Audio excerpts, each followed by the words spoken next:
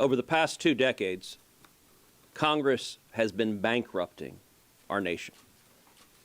You go back to the year 2000, our national debt was $5 trillion. That sounds like a wildly different world than where we are today, because it was a wildly different world. Think about that for a moment. 42 presidents over the course of more than 2 centuries had built up a total debt of $5 trillion. Then a Republican came into office, George W. Bush. And over the next 8 years, under a Republican president, our national debt went from $5 trillion to $10 trillion. We doubled the national debt in just 8 years. Then a Democrat came into office, Barack Obama. And over the next 8 years, the national debt doubled yet again, going from $10 trillion to $20 trillion. Now pause and reflect on that. 42 presidents over 2 centuries build $5 trillion in debt. 2 presidents, 1 Republican and 1 Democrat, over just 16 years, quadrupled our national debt. And now over the last 6 years, again with a Republican president and a Democrat president, we've seen national debt grow from $20 trillion to $31.5 trillion. This is unsustainable.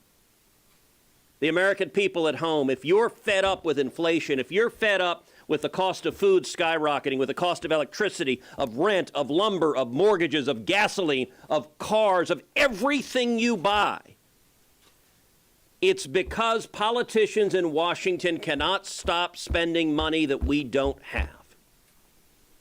Now, we are at a moment in time, because the American people elected a Republican majority in the House, where we have an opportunity to stop the madness. And I believe it is incumbent on that Republican majority and on Republicans in the Senate to use every lever point we have to stop the out-of-control spending that is driving inflation, that is punishing hardworking Americans across this country. As everyone here is writing, the debt ceiling is coming up. And the debt ceiling historically has proven the most effective lever point to force meaningful concessions. Now let me dispense with a canard. Nobody standing here wants to default on the debt. Let me be absolutely clear and unequivocal. The United States of America should never, ever, ever default on its debt.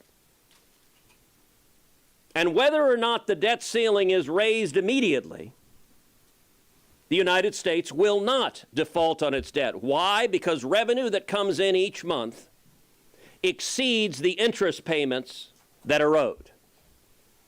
There is more than sufficient revenue coming in to ensure we never default on the debt. And every one of us supports legislation I call the Default Prevention Act, to put that in statute, to make clear the chances of a default are 0.00%. The reason the Default Prevention Act hasn't been passed is the Democrats block it. There is one principal person in this town that is talking about a default of the debt, and that is Joe Biden.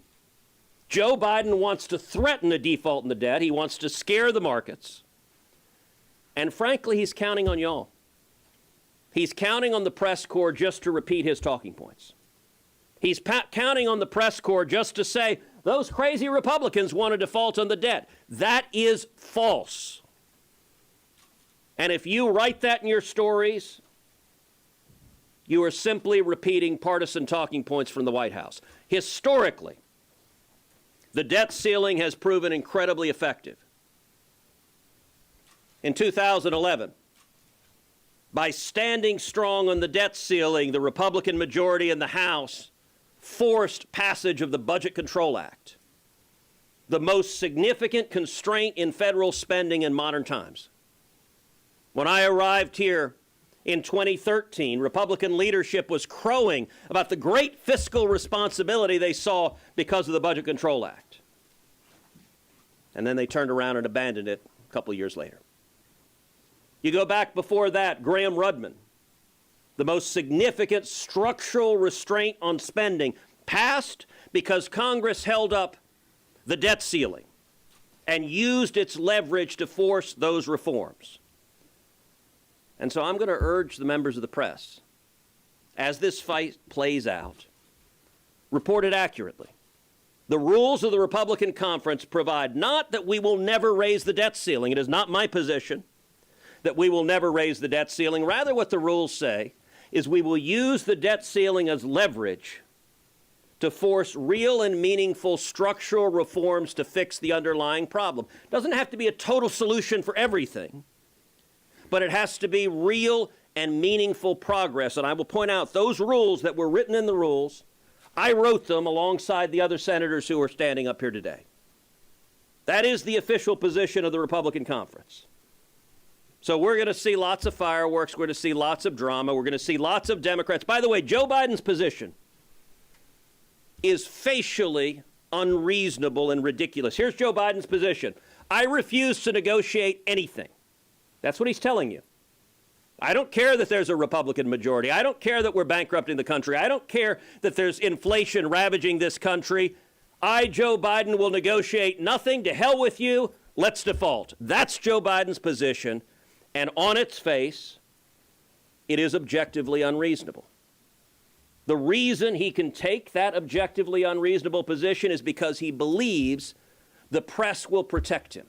He believes that in your coverage, you won't talk about how it's objectively unreasonable for the president to say, I don't care what the Congress says. My answer is hell no. He's counting on you for that. That's unreasonable. It's irresponsible. And we're here to encourage the members of the House and the members of the Senate to hold the line and get serious about fixing this problem. Senator Paul.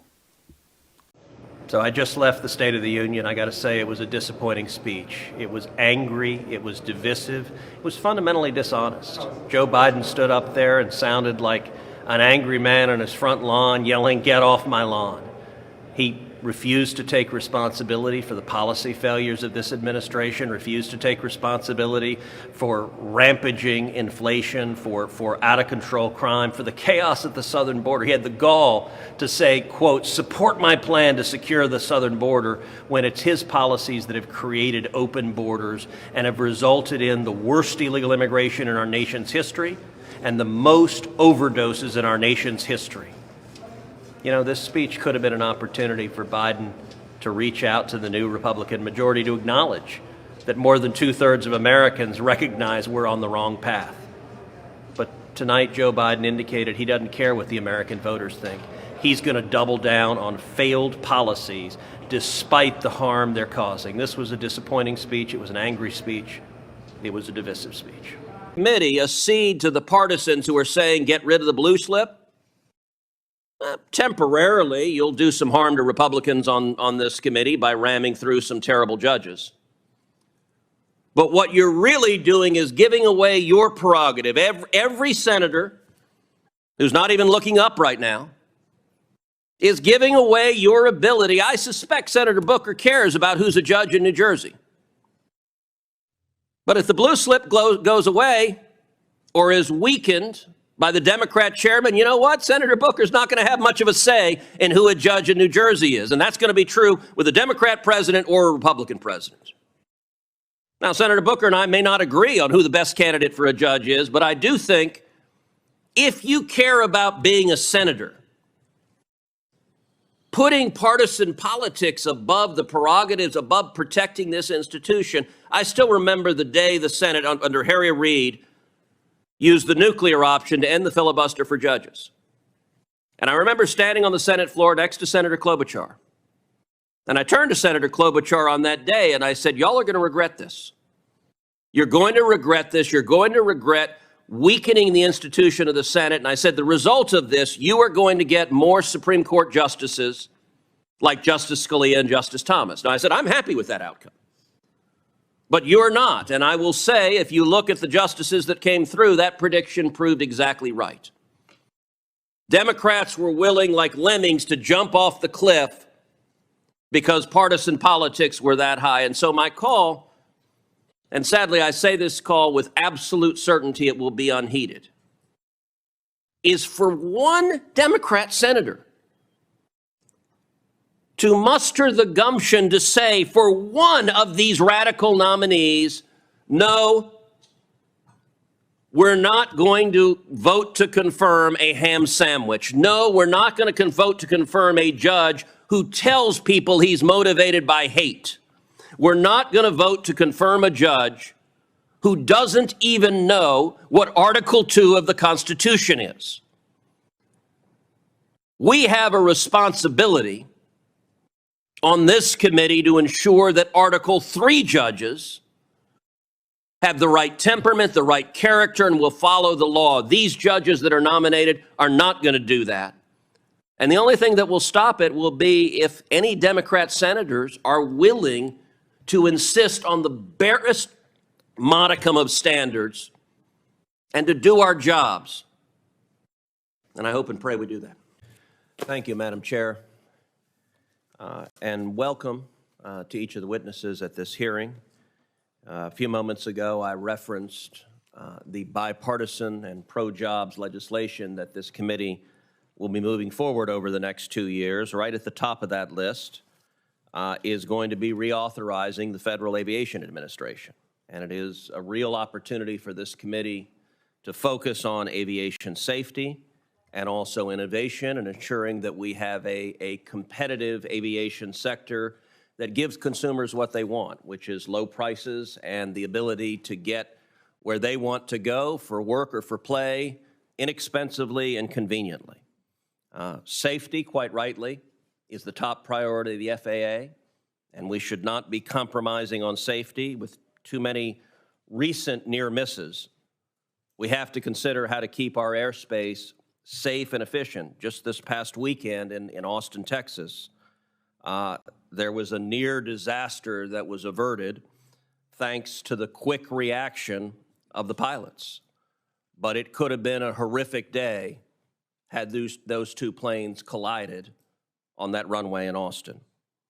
And it is my hope that we use the reauthorization opportunity to push the FAA safety and technology into the 21st century, to protect competition, and to resist the temptation to get into the business of regulating prices, which will only make air travel unaffordable. We all know why we're here today, which is in the middle of the holiday travel rush. Tens of thousands of families, including many Texans, missed Christmases at home, missed weddings, medical procedures, and more. Due initially to an unavoidable weather event, but prolonged for days because of the very serious failures at Southwest Airlines. Now, I'm a big fan of Southwest Airlines. I spend a lot of time flying Southwest. In fact, I jokingly refer to Southwest as the company plane. It feels like I'm on a Southwest plane once or twice or more a week.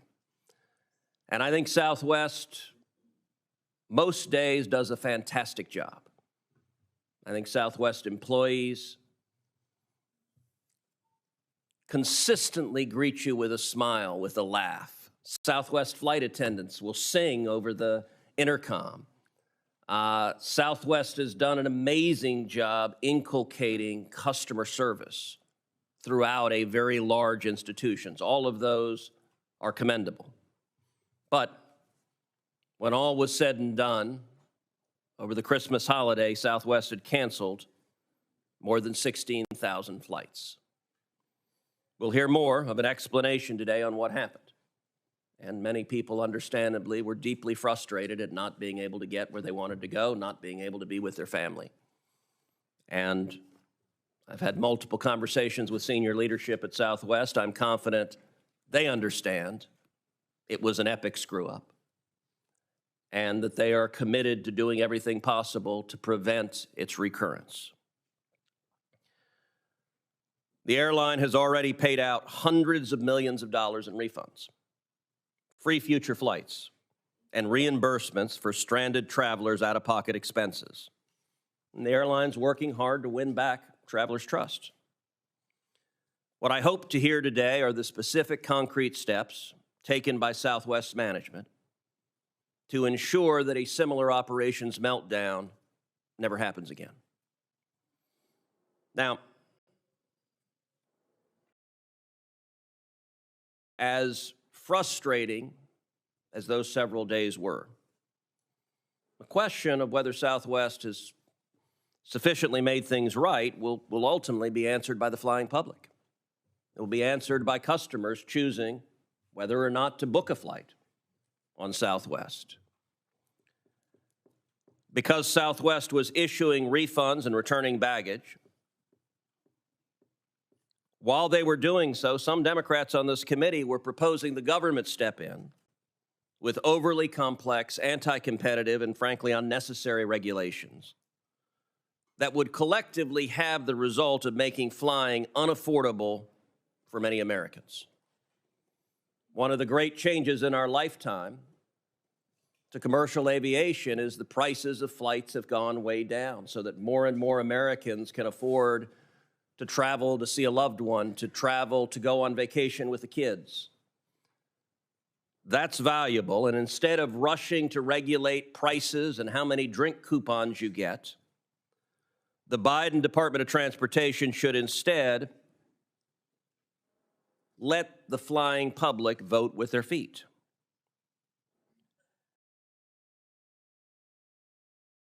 We need to be, as a customer, if I'm not confident of an airline's ability to get me from point A to point B on time, I'll choose a different airline. Southwest knows this, and it's how they have earned so many customers over and over again. And the Biden Department of Transportation doesn't seem to have quite the same faith in consumers. Last month, the Department of Transportation announced that it is investigating whether Southwest engaged in, quote, unrealistic scheduling for the holiday season. This provision of law permits the Department of Transportation to decide if a singular route is chronically delayed, which means it is delayed by more than 30 minutes, more than 50% of the time. Never one to let long-standing and well-reasoned precedent stand in the way, the Department of Transportation now plans to investigate the sensibility of the entire schedule, armchair quarterbacking the scheduling and operations of an entire industry. That's just foolish. Regulatory overreach, as egregious as that, would undermine decades of progress in air travel, harming the very consumers that DOT claims it's trying to protect. To avoid arbitrary fines, airlines would reduce service to pad their schedules. A world in which the Department of Transportation can deem an entire airline schedule, quote, unrealistic, is a world with fewer flights to smaller airports in Texas, in Montana, in Nevada, in Arizona, and less flexibility and competition for airlines, and ultimately, higher prices. Notably absent from today's meeting is Secretary Buttigieg. Just a few weeks ago, the FAA had its own epic screw-up with the meltdown of the NOTAM system. Under Secretary Buttigieg's watch, the FAA issued the first nationwide ground stop since 9/11. Leading to thousands of canceled flights. Now, the Department of Transportation didn't give any mea culpa to impacted travelers. The Biden DOT didn't issue refunds. It didn't issue reimbursements. It just screwed up their flights and then proceeded to say, we want to be in charge of how the airlines behave. Even though the FAA has been modernizing their NOTAM system since 2012, and Congress has fully funded the NOTAM budget, the FAA predicts they won't finish the modernization until 2030. We need to be defending consumers. Thank you, Madam Chair. And I just want to close by this, which is urging my colleagues to be willing to stand up to the White House. I'm confident that many, if not most of you, actually care about having a qualified judiciary. One of the things I cannot understand over the last 2 years is every Democrat member of this committee has voted for every single Biden judicial nominee 100% without failing. And I will say on the Senate floor, every Democrat has voted for every Biden judicial nominee. Not a single Democrat in the United States Senate has mustered the courage to vote no on a single nominee. And to be clear, it wasn't that long ago. We had a Republican president and a Republican majority in this body, and there were many of us who said on particular nominees, this is not a good nominee. We're not going to support this nominee. In fact, the John Kennedy test that Chairman Durbin referred to came from a Trump nominee who John Kennedy eviscerated at a hearing in a video that I still liken to watching a car wreck in slow motion. It was painful. But what happened? When it became clear that this individual was not qualified for the position for which he had been nominated, the White House withdrew the nomination. And it did so after a number of us made clear we're not going to support putting an unqualified person on the bench, pull the nomination back. So I would ask members of this committee, is there anyone, if the White House nominates a ham sandwich, are Democrats prepared to rubber stamp Judge Ham Sandwich? And this also connects to the discussion on the blue slip. Look, I understand politics. Sometimes we put on team colors and you're a Democrat or Republican and you vote with your party, and that, for a number of issues, is fine. But do any Democrat members of this committee actually care about defending the institution of the Senate and your authority as a senator to represent your state? Because the blue slip, fundamentally, it's not even a partisan issue. It is fundamentally about Article 1 versus Article 2. Now, Biden's judicial nominees have no idea what I just said. But the blue slip is all about, are judges going to be picked solely by the president or by the home state senators? And let's be clear, this is not just when the opposing party is in the White House. When Donald Trump was president, there were some, I think, 22 judicial vacancies on the district court in Texas. When Trump was president, Senator John Cornyn and I, we have a bipartisan federal judicial evaluation committee that puts out a notice, a call for application, that interviews, that selects very qualified nominees, recommends them to us. I can tell you, during the Trump presidency, Senator Cornyn and I, we met together, we agreed, and for each vacancy, we forwarded to the Trump White House one name. One name, and for every single one the Trump White House nominated, the one name we forwarded. If the Democrats in this... Thank you, Madam Chair, and thank you, Acting Administrator Nolan, for being here. While I look forward to hearing from you, I have to say I'm disappointed by the absence of a Senate-confirmed witness like Secretary Buttigieg, who ultimately oversees the agency responsible for the NOTAM failure. And I would note that Secretary Buttigieg, in my view, instead of engaging in politics, should be focused on the job he has now and addressing the very serious transportation crises we are seeing playing out across the country. On the afternoon of January 10th, the FAA's notice to air mission system failed. About 15 hours later, after failing to reboot the system, the FAA ordered a full ground stop of the National Airspace System for the first time since September 11th, 22 years ago. The ground stop was because America was under attack. But this time, this ground stop was the result of the federal agency's inability to modernize, despite Congress providing the required resources to do so. The Washington Post called the ground stop, quote, almost unprecedented, and said the FAA, quote, learned long ago their systems were dependent on rickety foundations, but didn't do enough to update technology. Despite a similar outage in 2008, the FAA still has not improved the system.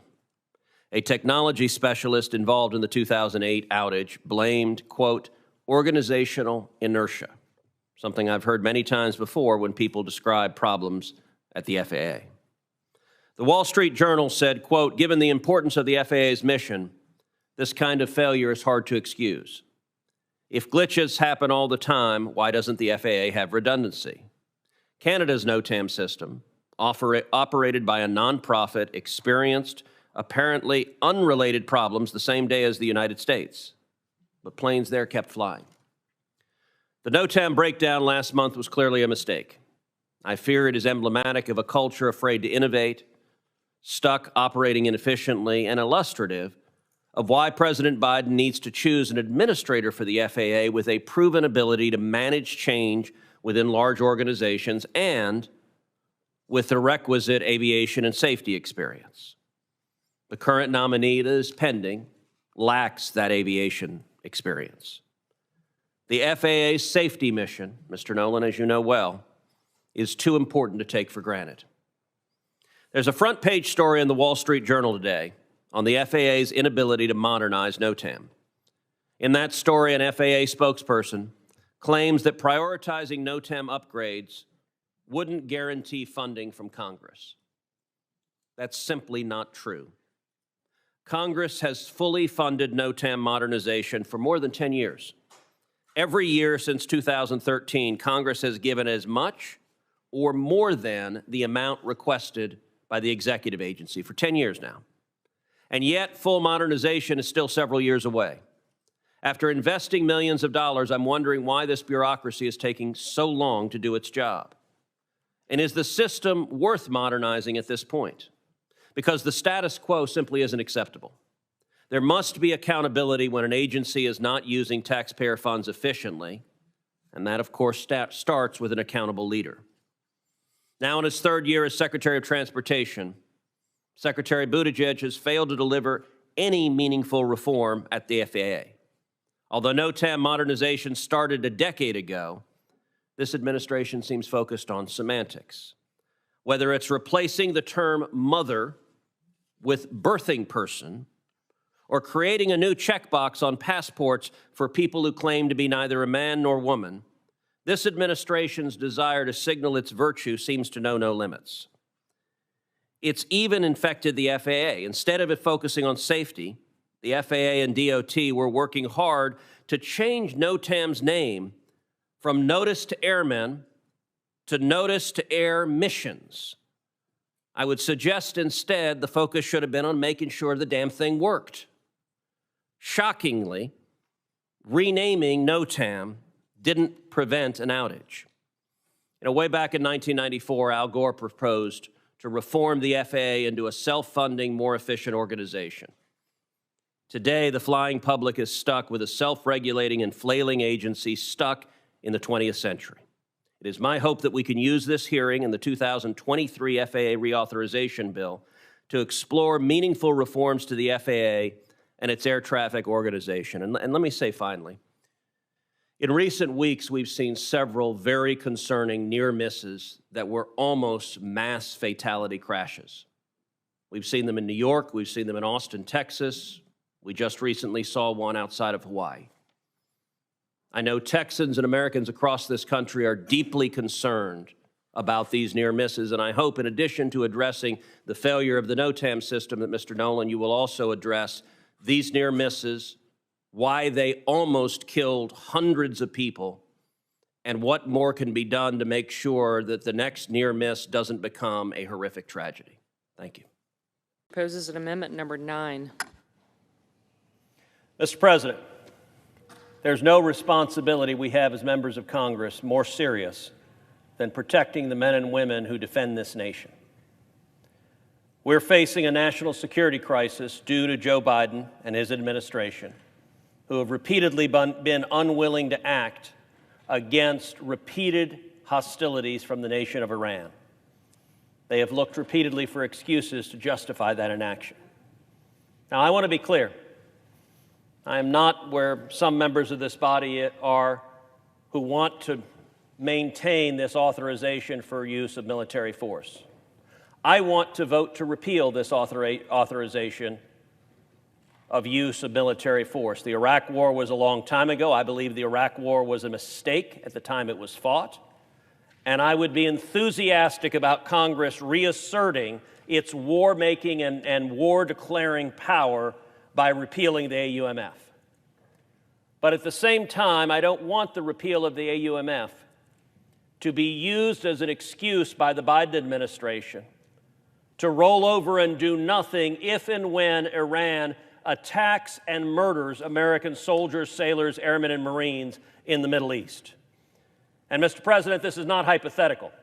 Just last week, General Milley, the chairman of the Joint Chiefs of Staff, testified before the House that from January 2021 until last week, there were 78 attacks against American forces in the Middle East by Iranian-linked fighters. 78. The Biden administration responded 3 times. 75 of them went unresponded. Tragically, but predictably, appeasement doesn't work. On Thursday morning, the CENTCOM commander was testifying in front of the House. Here on the floor of the Senate, we were debating this very issue, the AUMF and Iranian aggression. We now know that at 6:30 in the morning Eastern Time on Thursday, Iran attacked U.S. forces, murdered a United States citizen, a U.S. contractor, and wounded 6 other Americans. That happened at 6:30 in the morning Eastern Time on Thursday. Mr. President, you didn't know that on Thursday. Mr. President, I didn't know that on Thursday. None of us knew that on Thursday. Why? Because the Biden administration kept it a secret for 12 hours.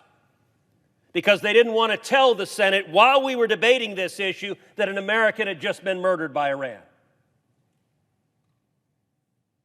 That's disgraceful. You should be angry about it. I should be angry about it. My amendment is very simple.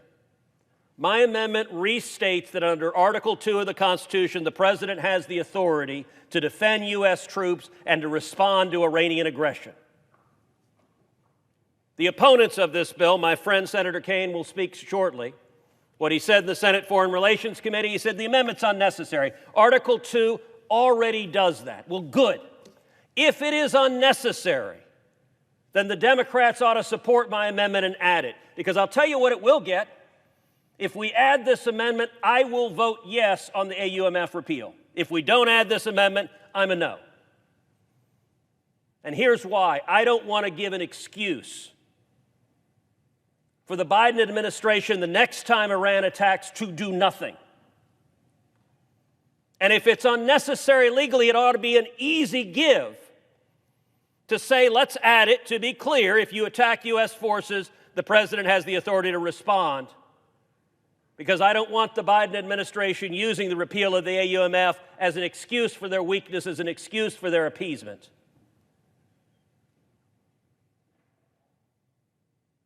There are some in the political world that are in favor of unending wars. I am not one of them. But I am in favor of the United States defending our soldiers and sailors and airmen and Marines. And let me say this.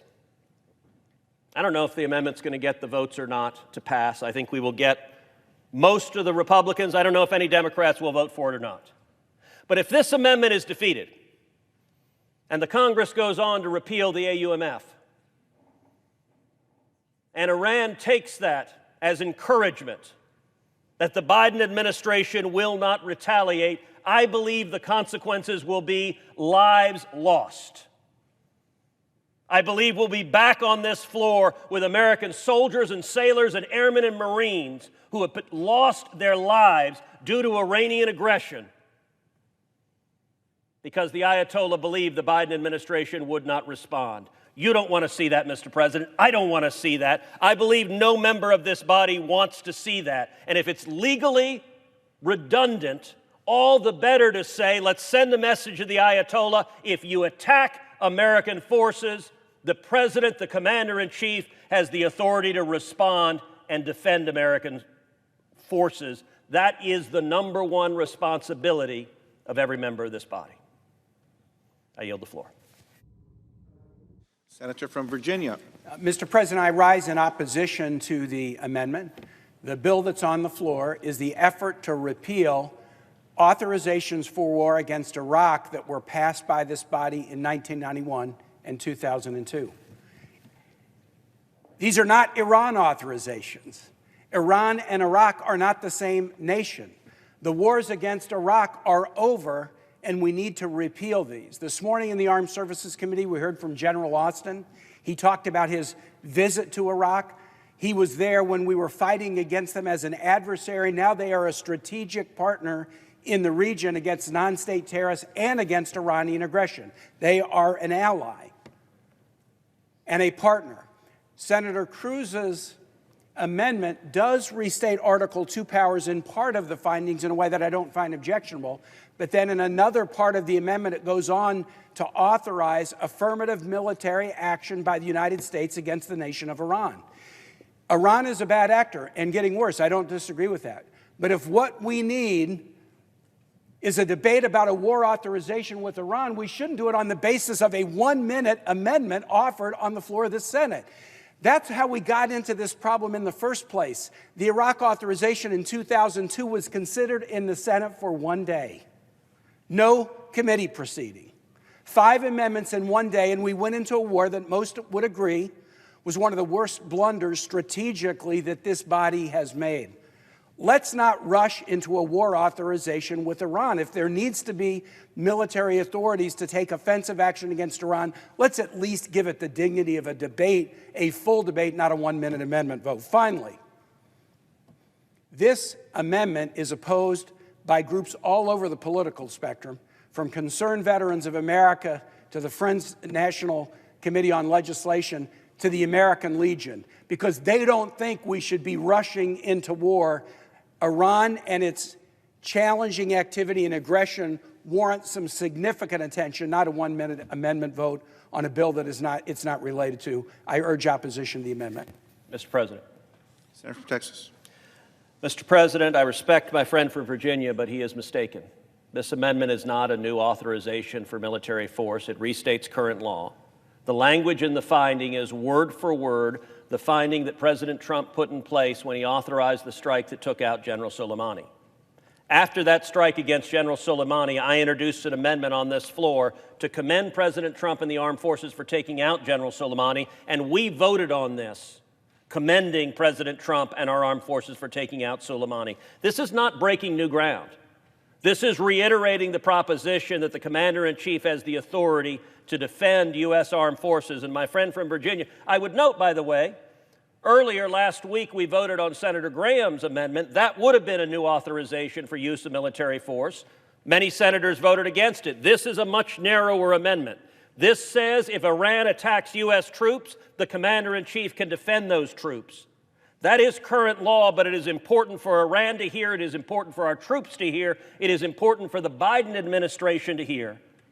And nowhere in my friend from Virginia's remarks did he dispute that Iran has attacked the United States 78 times in the last 2.5 years and that the Biden administration responded only 3 times. We owe our soldiers, sailors, airmen, and Marines to have their back.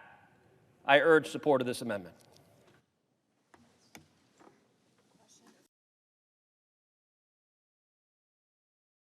Response. Thank you for being here and for that statement today. I'll now turn to the ranking member, Senator Cruz, for his statement. Thank you, Madam Chair. Welcome to all the nominees for being here today.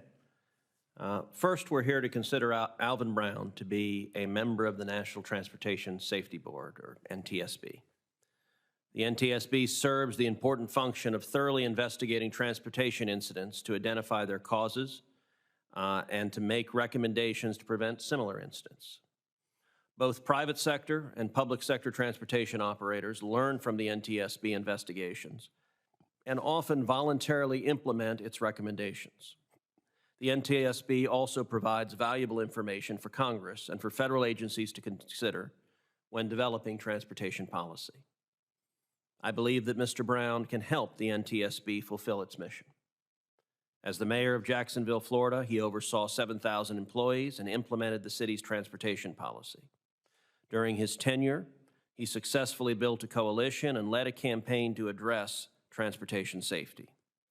He also served as vice chairman of the U.S. Conference of Mayors Transportation Committee, which examined best practices for safety improvements across different transportation modes. On top of that, Mr. Brown has significant experience leading large, complex projects, like the multi-million-dollar project to deepen the Port of Jacksonville. And since last year, he has been serving at the U.S. Department of Transportation.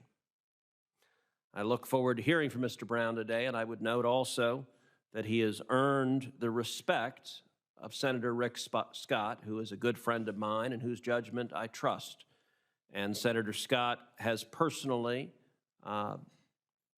commended to me just how capable he believes you are and what an excellent job you will do, and that carries great weight with me. Second, we're here to consider some of the President's nominees to serve as members of Amtrak's Board of Directors.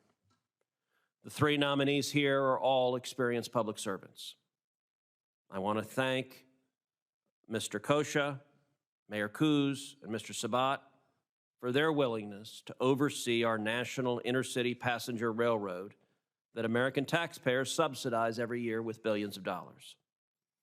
However, I do have an obligation to raise a concern with the legality of the entire slate of nominees that President Biden has placed before this committee. A bipartisan group of Commerce Committee members has already raised this issue in multiple letters to the President. Unfortunately, he has yet to fix the problem. The Amtrak board is comprised of 8 Senate-confirmed members in addition to its CEO and the Secretary of Transportation. In 2021, Congress passed bipartisan legislation to ensure that Amtrak's board is geographically diverse and not dominated by board members from the Northeast Corridor. As a result, federal law now explicitly prohibits more than 4 of the 8 Senate-confirmed board members from being from the Northeast Corridor.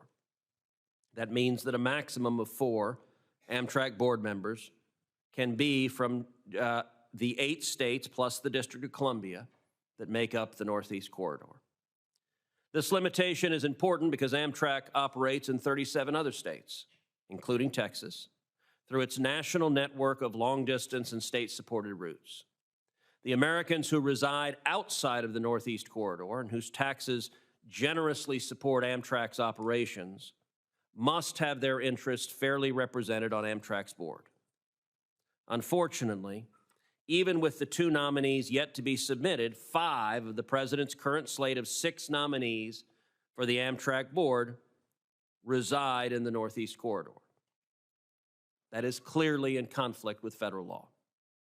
The President needs to fix this legal defect by withdrawing one of the Democratic nominees from the Northeast Corridor. It's the President's decision which nominee to withdraw, but this slate needs to comply with the statute. Having said that, I'm still eager to hear about the vision that each of the 3 nominees here has for Amtrak for responsibly managing our country's national passenger railroad. In recent memory, Amtrak has had challenges. Amtrak has at times failed to operate responsibly, and it's struggled to build partnerships with states that subsidize certain Amtrak services. And during the pandemic, Amtrak awarded large bonuses to executives even while service suffered from the effects of reduced employee numbers, which is unseemly for an entity dependent on taxpayer money. The railroad can and must do better.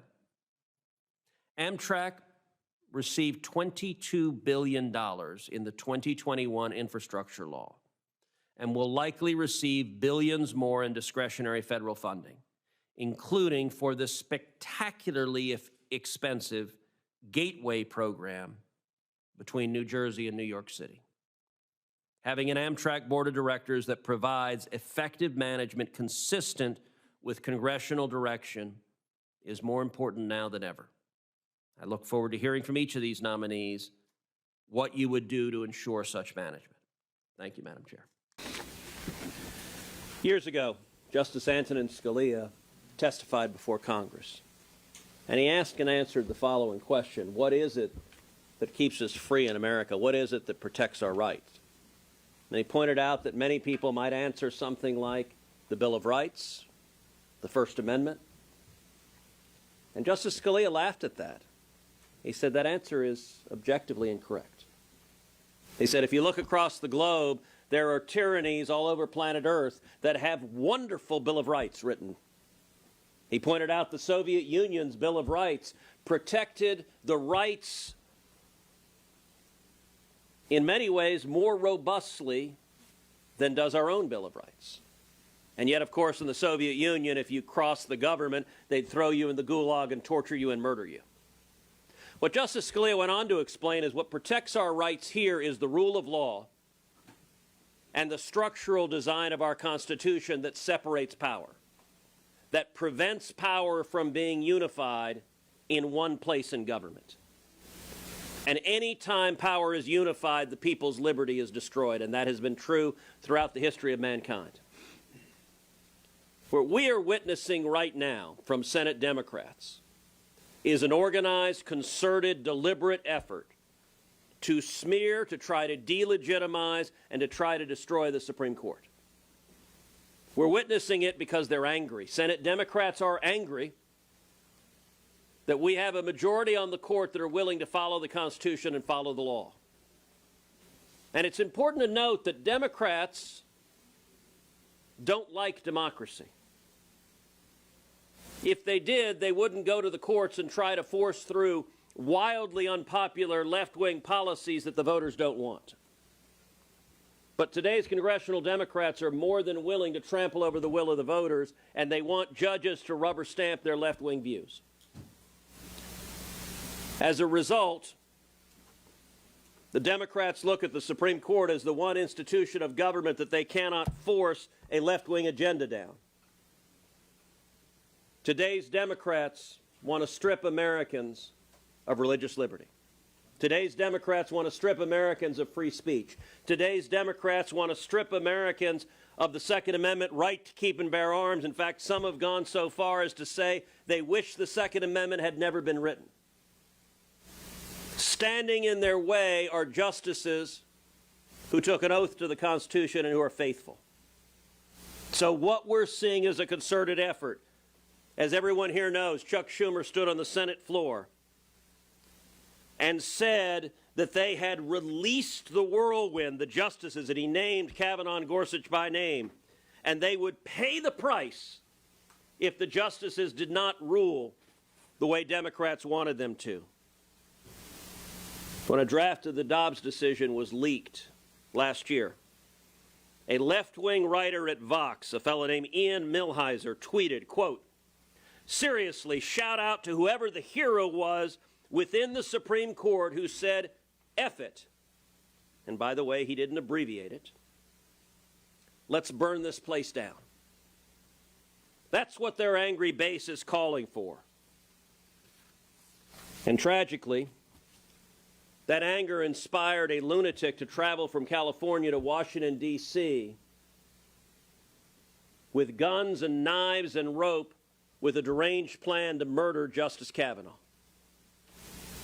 We've seen angry left-wing protesters protesting at the home of Supreme Court justices, and Joe Biden's Attorney General refuses to prosecute them for the federal felonies they're committing each night.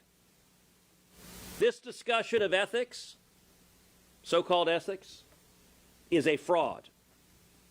They have targeted Justice Thomas because they have decided they want to destroy Justice Thomas. They hate Justice Thomas not because his conduct is different from the other 8 justices, but because A, he has voted faithful to the Constitution, and B, he is a black man who dares to be a conservative.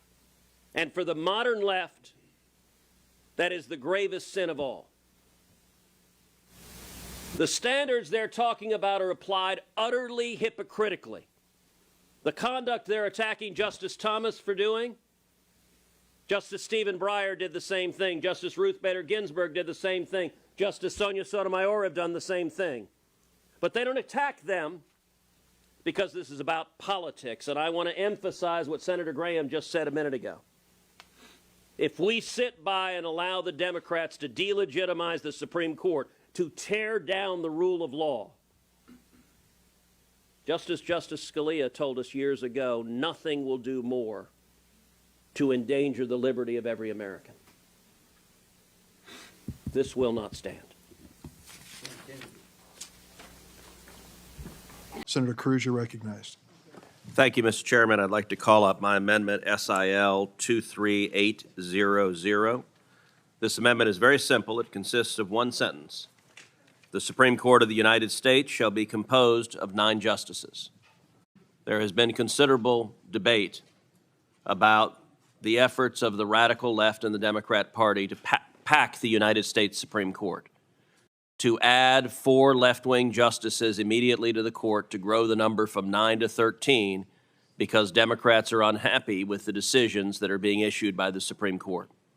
When FDR tried to pack the court, it was widely recognized to be a grotesque abuse of power, undermining the rule of law. That was true then. It's true now. Some Democrats in this body claim, at least when they return home and talk to their constituents, that they do not support packing the Supreme Court. This amendment is an opportunity to go on record and be clear whether or not you support packing the court. I would urge adoption of the amendment. Thank you, Senator. The Constitution, of course, does not stipulate the number of Supreme Court justices. That is a decision of Congress. We have a long history of altering the makeup of the court. The number of justices has changed 6 times before we landed on the number 9 in 1869. There's only one living senator who has changed the size of the Supreme Court. That is Senator Mitch McConnell of Kentucky, who shrank the court to 8 seats for nearly a year and for purely political reasons, so he could refuse Merrick Garland's nomination by President Obama. Republicans engaged in court packing plain and simple when they refused to consider then-Judge Garland's nomination in 2016 and then hurried through Justice Barrett's nomination in 2020. My Republican colleagues routinely try to forget and ignore this history. Republicans' insistence now that the Supreme Court must remain at 9 seats and their hysteria over Democrats even discussing a change does not square with that count that I just gave you. Ultimately, however, this amendment is unrelated to the bill before us and the very real need to ensure the courts put in place an enforceable code of conduct. I will therefore oppose the amendment. Anyone else seek recognition? Mr. Chairman, Senator Cruz. if I could respond briefly, it is true that Congress has the authority to change the number of justices on the court. The last time Congress exercised that authority was in 1869, just after the Civil War. So it has been a long time that we have had 9 justices. That is why, when FDR tried to pack the court, even Democrats said this was an abuse of power. It's an interesting commentary that in the 1930s, Democrats in Congress recognized that packing the court would do real damage to the rule of law, to the Constitution. Today, Democrats no longer believe that. The chairman tries to engage in wordplay by saying the Senate exercising advice and consent is somehow packing the court. It is true that when President Obama nominated Merrick Garland, the majority of the Supreme Court made the decision not to confirm him. That is not packing this court. That is exercising the constitutional authority of the Senate to advise and consent, and in that case, to allow the voters to make a decision. Justice Scalia passed away in February of a presidential election year, and the history had been true for 8 decades that when a vacancy occurred in a presidential election year and the Senate was in the opposing party's hands, the Senate did not fill that vacancy, but rather allowed the voters to decide. That's what the Senate did. I understand Senate Democrats are unhappy about that. I also understand Senate Democrats wish Hillary Clinton had won instead of Donald Trump. That's not, in fact, what happened. Packing the Supreme Court means one very specific thing: adding additional seats to change the balance of power because you are unhappy about how the Supreme Court is ruling. It is directly interfering in the administration of justice, and it is profoundly dangerous. And I got to say, it's going to be sad, but it's going to be revealing. The next time some Democrat goes on the trail and says, no, no, no, we're not going to pack the court, just remember what you're about to see, which is going to be every Democrat voting against the Supreme Court consisting of 9 justices, because today's Democrats, it is partisanship above all else, including the rule of law. This bill reflects that, and a willingness of Democrats to try to undermine the legitimacy of the Supreme Court. But the willingness to pack the court shows just how radicalized today's Democrats have become. Chairman. I'll recognize you in just 1 second, Senator Whitehouse. Perhaps the senator from Texas recalls a meeting of the Senate Judiciary Subcommittee on Oversight, which you chaired, and in which you accused the Supreme Court of activism and called for the need to, quote, rein in judicial tyranny over the Obergefell decision.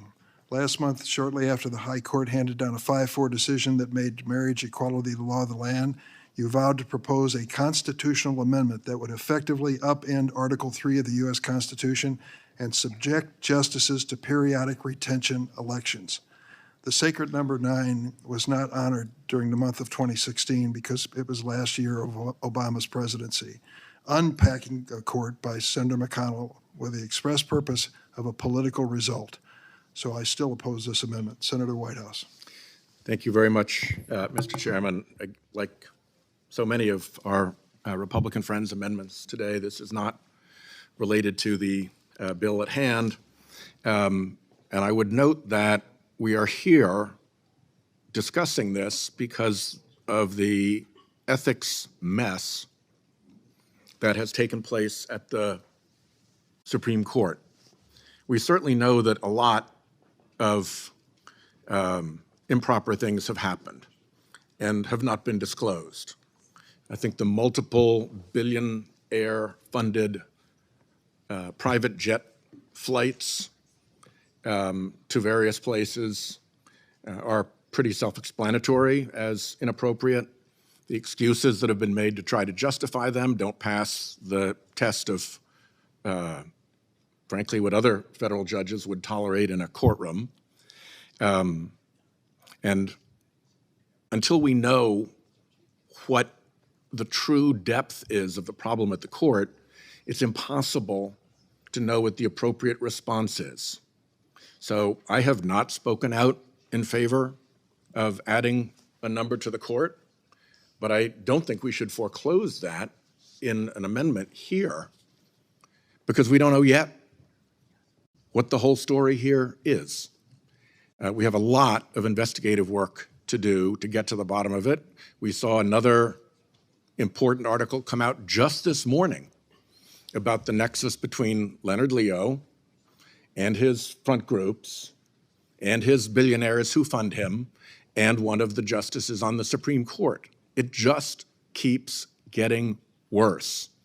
So I would urge a no vote on this amendment, and I believe we have a quorum to vote.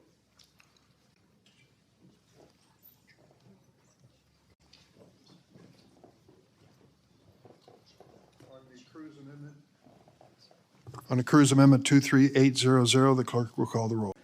Mr. President, I want to say a few words in support of this bipartisan bill. This is a Cruz, Manchin, Ernst, Fetterman bill, which demonstrates the breadth of agreement we can have in this body. This amendment would prevent the sale of our nation's emergency crude oil stockpile, the Strategic Petroleum Reserve, to 4 countries who are unequivocally U.S. adversaries. We know that China has been amassing the largest stockpile of crude in the world. At the same time, our own reserves have fallen to only 347 million barrels, the lowest since 1983. Last year, the United States sold off part of our reserves to China. One would think that existing law would prevent this, but that isn't yet the case. For some time now, Senator Manchin and I have been working together to try to fix this issue. Our amendment prevents the federal government from selling oil from the Strategic Petroleum Reserve to China, to Russia, to Iran, or to North Korea and their related entities, while giving the Department of Energy flexibility to waive these restrictions in the event doing so serves our national security interests. I want to thank Senator Manchin for working closely with me on this amendment, and also Senators Ernst and Fetterman. And I also want to note briefly, I know there are some members of this body that believe we should ban all oil sales overseas. I would note doing so would be spectacularly harmful, not only to U.S. interests, but it would also hurt our friends and allies. It would hurt Ukraine, it would hurt Europe, and it would benefit our enemies, including Russia, to force our friends to have to purchase oil from Russia. I urge adoption of the amendment, and I yield the floor.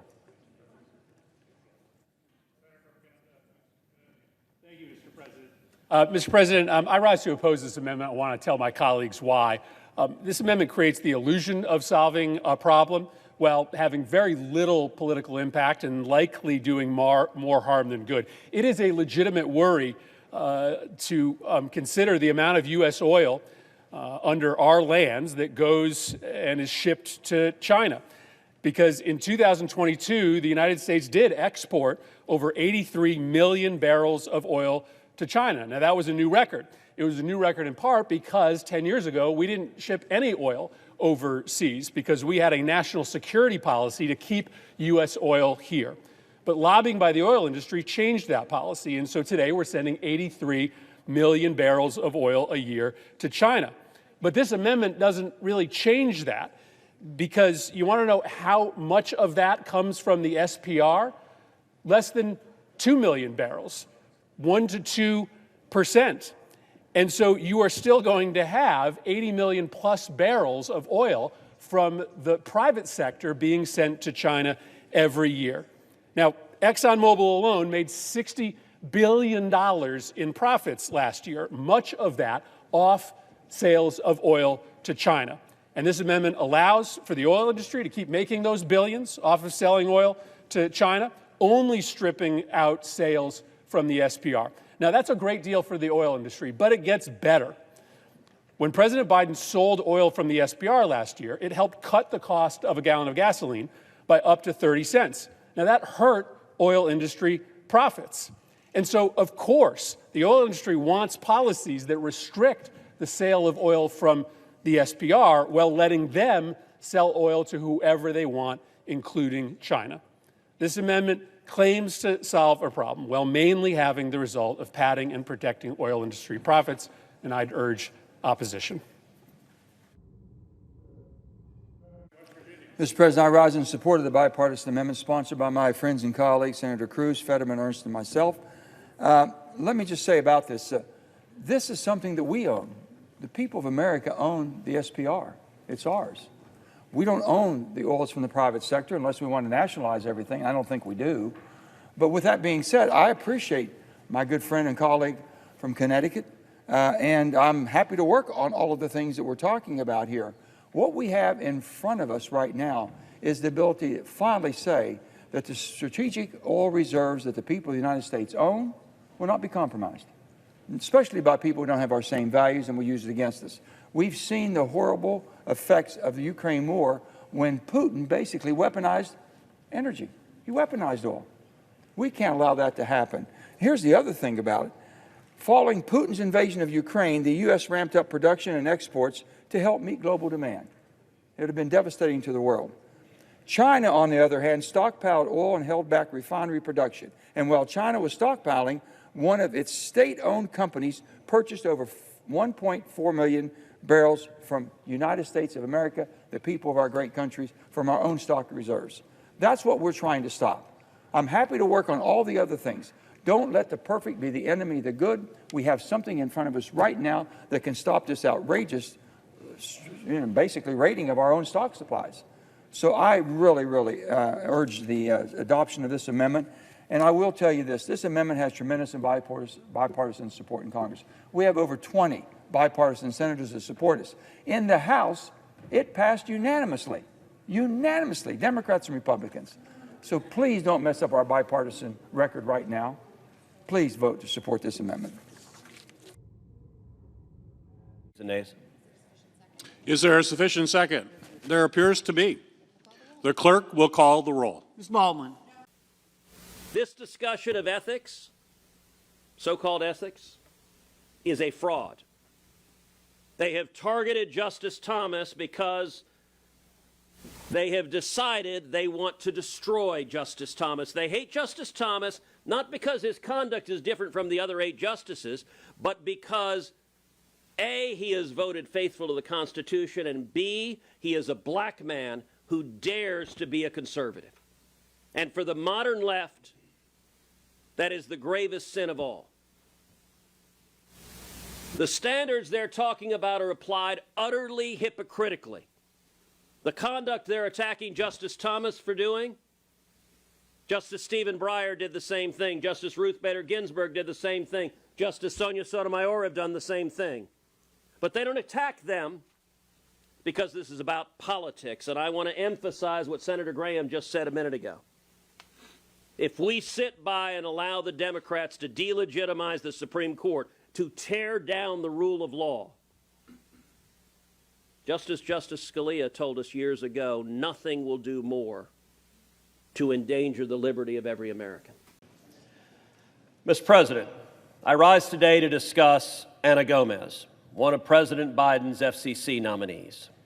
If confirmed, she would give the Democrats a majority at the FCC that would enable them to impose a radical left-wing agenda, including investment-killing and job-killing so-called net neutrality rules, otherwise known as Obamacare for the Internet. I strongly oppose her nomination, and I encourage my colleagues to do the same. The FCC exercises vast power over how Americans communicate and access information. It also has a history of abusing vague statutory provisions to pursue partisan policy goals. In the wrong hands, the FCC could go down a dark path of censoring speech and engaging in regulatory overreach. Under current Democrat FCC Chairwoman Rosenworcel's leadership, that threat is not merely hypothetical. The FCC has engaged in unprecedented abuses of power, such as killing the multi-billion-dollar Standard General Tegna transaction without a commission vote, attempting to expand the Universal Service Fund spending in defiance of clear statutory limits, and holding valuable 2.5 gigahertz spectrum licenses hostage. Even more alarming, the FCC is now entertaining requests by radical left-wing groups to revoke a broadcast station's license for alleged, quote, misinformation, and turning a routine FCC license renewal proceeding into a truth commission, an alarming assault on the First Amendment. And that's without a Democrat majority on the FCC. With a majority, there's no telling what regulatory excesses the chairwoman could inflict, from forcing antiquated telephone monopoly rules on the competitive broadband industry, to micromanaging providers' rates and terms of service, to imposing crippling new legal risks on American companies through disparate impact lawsuits. Make no mistake, a vote for Ana Gomez is a vote for regulating the Internet as a public utility. Ms. Gomez has publicly supported the reinstatement of the heavy-handed Obama-era net neutrality rules that would make the Internet more expensive and slower for American households, despite privately confessing that Democrats had engaged in wild hyperbole in opposing the repeal of net neutrality. Rather than giving reasons for the reinstatement of the failed net neutrality rules, she claims she simply wants, quote, robust authority over the Internet.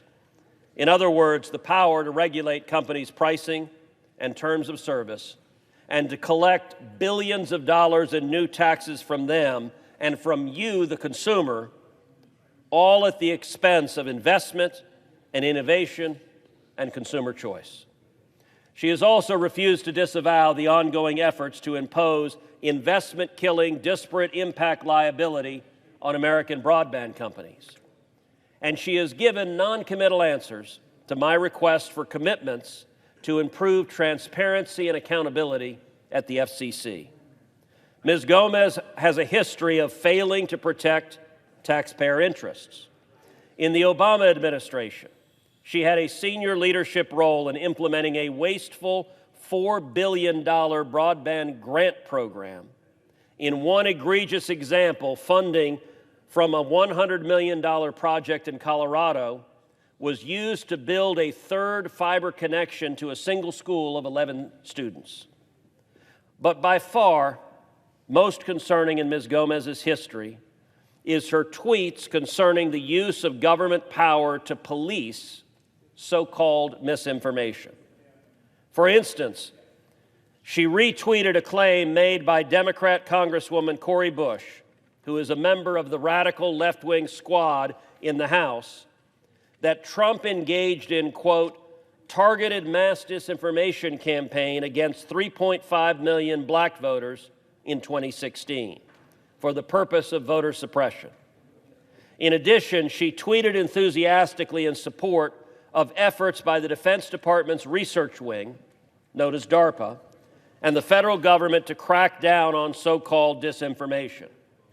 At this point, it is sadly well known that the Biden administration has repeatedly trampled on the First Amendment to silence opposing views.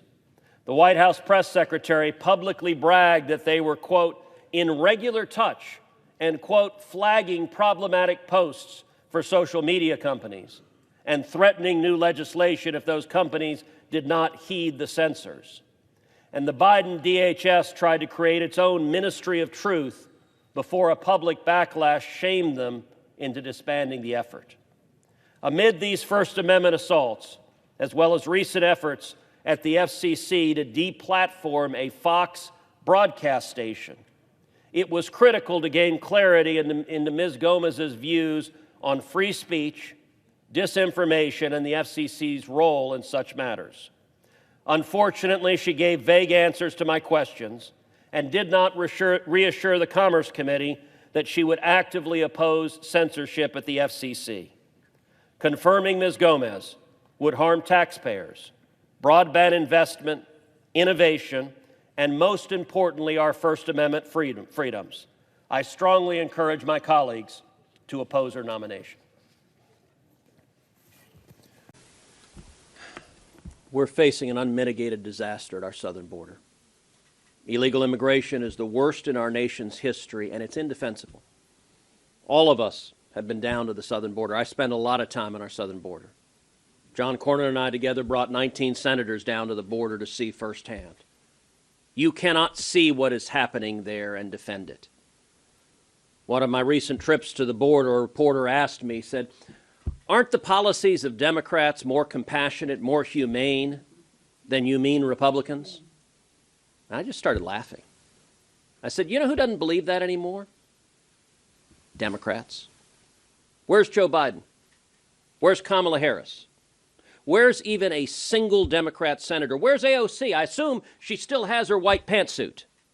She just can't be bothered to cry in front of the Biden cages. Because with Trump no longer in the White House, suddenly the suffering of those kids doesn't matter. You cannot see what is happening and defend it. And by the way, the reason Biden doesn't go to the border, the reason Kamala Harris and other Democrats don't go to the border, because if they did, y'all would follow. The press would follow. And their only defense, they cannot defend what they're doing. Their only defense is to cover it up. Karine Jean-Pierre stands at the White House podium and says, people are not just walking across the border. It's not happening. There's a technical legal term for what that is. That's called bullshit. It is an utter and complete lie. It is a deliberate lie. It is a known lie. And she is lying on behalf of the President of the United States in the White House.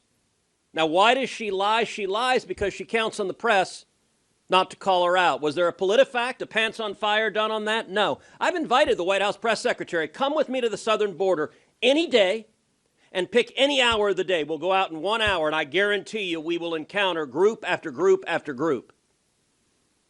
You want to know how bad it is? We're now seeing Democrat mayors, Democrat governors, mayors like Eric Adams, the Democrat in New York, who says illegal immigration is destroying New York City. That's with 110,000 illegal immigrants in New York City. If 110,000 is destroying New York City, what in the hell do you think 7.6 million is doing to the state of Texas and the other states along our southern border? Now, these Democrats who are saying this, they can't quite muster up the strength to put the blame where it lies, which is at the feet of Democrats who are doing this deliberately. Instead, Mayor Adams blames, quote, that madman down in Texas, by which he means Greg Abbott. I have to admit, I was kind of offended he wasn't referring to me. But he blames Greg Abbott for putting a few thousand illegal immigrants on buses and sending them to New York City. The person who caused this crisis, his name is Joseph Robinette Biden Jr.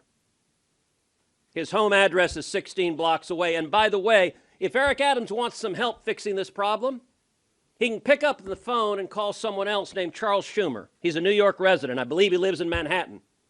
If the mayor doesn't have his number, we can give him Chuck Schumer's cell phone. Because Chuck Schumer is responsible, in the words of the New York mayor, for destroying New York City. Look, some of y'all may have seen when Alejandro Mayorkas testified in front of the Senate Judiciary Committee. I asked him, I said, Mr. Secretary, how many migrants died last year crossing illegally? He said, I don't know, I have no idea. I said, of course you don't.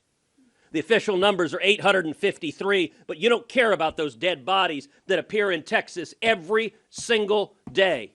I asked him how many children were brutalized by human traffickers. He said, I don't know. How many women were sexually assaulted? I don't know. How many people died of drug overdoses? As John Cornyn told you, it's more than 100,000. And you want to talk about something stunning? I put up a photograph with pictures of colored wristbands. I said, Mr. Secretary, what are these wristbands? And he said, I have no idea what they are. Now, look, any good lawyer will tell you, you don't ask a question you don't know the answer to. That was one answer that left me flabbergasted. Because just about every single illegal immigrant who crosses the border wears one of those wristbands. They're color-coded for how many thousands of dollars they owe the cartels. And if you stand on the banks of the Rio Grande River, you see hundreds or thousands of these wristbands. They're just like this. These are the wristbands picked up from the banks of the Rio Grande River. And the little boys, the teenagers who come in who owe thousands of dollars to the cartels, they're sent to every city in America, and they're working for the cartels to pay off those thousands of dollars. They're committing crimes in Washington, D.C., and New York, in every city in America. And if they don't pay off the cartels, their families will be murdered. And as bad as the boys have it, the girls have it even worse. There are literally thousands upon thousands of girls trapped in sex slavery to pay off their debts to the cartels. When I look at these are modern-day leg irons. This is human slavery, and it is caused by the Democrats not giving a damn about the people being abused. And so I want to make a plea to the press. The reason the Democrats can do this, can look the other way, is because they're confident that the corporate media will not report on it, that they'll never have to answer questions about it. They'll never be confronted with the dead bodies, with the people being brutalized by these policies. So I want to make a plea to you. If you're not writing on it, if you're not running stories on it, if you're not telling what's happening, you are complicit in modern-day slavery. This is indefensible. It's evil. Mr. President. Senator from Texas. Mr. President, I rise today in support of my friend from Alaska in a plea to sanity and common sense in this body. We are 3 days away from an impending government shutdown. Now, I believe a shutdown is likely because I believe President Biden and Senator Schumer want a shutdown. I think they believe it benefits them politically to force a shutdown.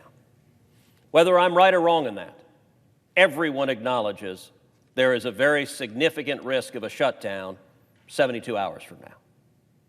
As it stands right now, if we have that government shutdown 72 hours from now, our servicemen and women will still go to work. Our military will still show up. Even with a shutdown, the military has to do its job and keep this nation safe. But what will happen is their paychecks will go away. Now, last week, Senator Sullivan and I both came to the Senate floor seeking to pass my legislation, the Pay Our Coast Guards Act. That legislation is bipartisan. I'm the ranking member on the Senate Commerce Committee. It was authored by me and co-sponsored by Maria Cantwell, the chairman of the Senate Commerce Committee. It was also co-sponsored by Senator Sullivan and Senator Tammy Baldwin, the chairman and ranking member of the Coast Guard Subcommittee. The reason my legislation last week was introduced is the last time we had a shutdown in 2019, the Schumer shutdown. The government was shut down for 34 days, And soldiers and sailors and airmen and Marines were paid because the Department of Defense appropriations had been passed. But Coast Guardsmen were not, because they're not under DOD, they're under the Department of Homeland Security. So for 34 days, heroic Coast Guardsmen guarded our coast, saved people off the coast of Texas, were there when people needed them in times of disaster, and yet they didn't get a paycheck. That was wrong, and in 2019, Senator Sullivan and I came to the Senate floor then and tried to pass a bill to pay our Coast Guardsmen in the middle of the Schumer shutdown, and the Democrats objected. Democrat leadership said, no, we will not pay our Coast Guardsmen. Well, last week I tried to say we got bipartisan legislation. Let's do it right. Let's not hurt brave young men and women who are protecting this country. Unfortunately, Democrat leadership stood up and uttered two words, I object. And in fact, the senator from Washington had an argument that I found thoroughly curious. She said, well, this bill that Cruz and Sullivan are trying to pass, it wouldn't technically mandate that Coast Guardsmen be paid, because what the bill provided is they should be paid if soldiers, sailors, airmen, and Marines are paid. So it argued we should treat the military evenly and fairly and not discriminate against the Coast Guard. She said, that's the reason I'm objecting, because it doesn't mandate that it happens. Well, you know what? What the senator from Washington asked for is what we are right here now doing. This bill does what she said last week was the reason she was objecting. That's what this bill does. 10 years ago, this bill passed the Senate 100-0. You and I were both in the Senate. That means you voted for it and I voted for it. That means the senator from Washington voted for it. It means the House passed it unanimously. But in the decade that has passed, I guess common sense has gone out the window. So I want to say something right now to every soldier, every sailor, every airman, every Marine, every Coast Guardsman, every member of the Space Force. If you're a 19-year-old private or corporal stationed at Fort Bliss right now, next week, there's a very good chance your paycheck is going away. We're going to find out in just a few moments whether or not your paycheck is going away. And just listen very carefully for two words. If we hear two words from the senator from Washington, the words, I object, those two words uttered on behalf of Democrat leadership will kill this bill. And when your paycheck goes away next week, understand you would have been paid, except for the fact that Democrat leadership decided it's in their political interest to hold that 19-year-old private hostage. Never mind that you can't pay for groceries for your wife and kid that week. Never mind that you can't pay your rent, you can't pay your bills. Never mind a Marine who's stationed in harm's way, that your paycheck is going to go away. Why? Because partisanship is so rife in this town that the Democrat leadership believed they could hold these young fighting men and women hostage and pay no political price. I hope the senator from Washington listens to what I've said and what the senator from Alaska has said and decides, you know, it's not right to hold these brave men and women hostage. We're not going to do it. I hope Democrat leadership puts principle above partisan politics. But we're about to find out. Mr. President. Senator from Alaska. Mr. President, I ask unanimous consent that the Appropriations Committee be discharged from further consideration of S. 2835 and the Senate proceed to its immediate consideration. I further ask that the bill be considered read a third time and passed, and that the motion to reconsider be considered made and laid upon the table. Is there objection? Mr. President. Senator from Washington. Mr. President, reserving the right to object. I share my colleagues' concern about making sure that our service members don't miss a paycheck because of a potential government shutdown. In fact, I don't want any of our federal workers to miss a paycheck or any of the programs families rely on to be undermined by a completely unnecessary shutdown, which is why I am working around the clock to make sure that we pass the bipartisan CR package, which we released yesterday. Because that's the only serious issue and solution here. That's the only way we make sure that everyone is able to keep doing the work that the American people count on and getting the paycheck they deserve. Let's be real. There are a lot of programs I care about, a lot of programs we all care about that would be hurt by a shutdown. So we are not going to solve this problem one by one, bit by bit, carve out by carve out. You do not stop a flood one drop at a time. You build a dam. We do have a straightforward, bipartisan CR package to avoid a shutdown and keep our military paid. We should do our jobs, get that done, and get it passed. That is principle, Mr. President, not politics. Do our job, pass this bill so we don't have a shutdown. I object. Mr. President. Objection is heard. Mr. President, what you just saw, in my Senator from view, Alaska. was... Mr. President. Senator from Alaska is recognized. Thank you, Mr. President. Mr. President, as my colleague Senator Cruz just mentioned, every member of the military just heard, I object. And the senator from Washington State just said, let's be real. Let's be real. There's nothing more real than putting your life on the line for the country you love. And nothing more important than defending those who defend us. Let's be real. Having a hard time with let's be real. What she just mentioned had nothing to do with the bill. Again, 10 years ago, when there was an imminent shutdown, just like there is today, which I certainly don't want, the Senate and House and White House came together and said, all right, we know there's a risk, but there are some special people who serve in our government, in my view, very special people, who deserve to be taken care of. It's the men and women and their families who are serving right now, overseas, all over the country, protecting Americans. It is an outrage. It is an outrage to utter those two words. I object. It is an outrage. And if it happens next week, as Senator Cruz mentioned, that there are young men and women around the world protecting us without getting paid and having to worry where they're going to buy or how they're going to buy groceries, I hope they remember the senator from Washington State's two words, I object. That was good old-fashioned hostage taking. Making a Marine Lance Corporal all of a sudden subject to the political whims of my colleagues on the other side of the aisle. Didn't happen in 2013. I have no idea, truthfully, no idea why my colleagues on the other side of the aisle would not support this pay our military bill.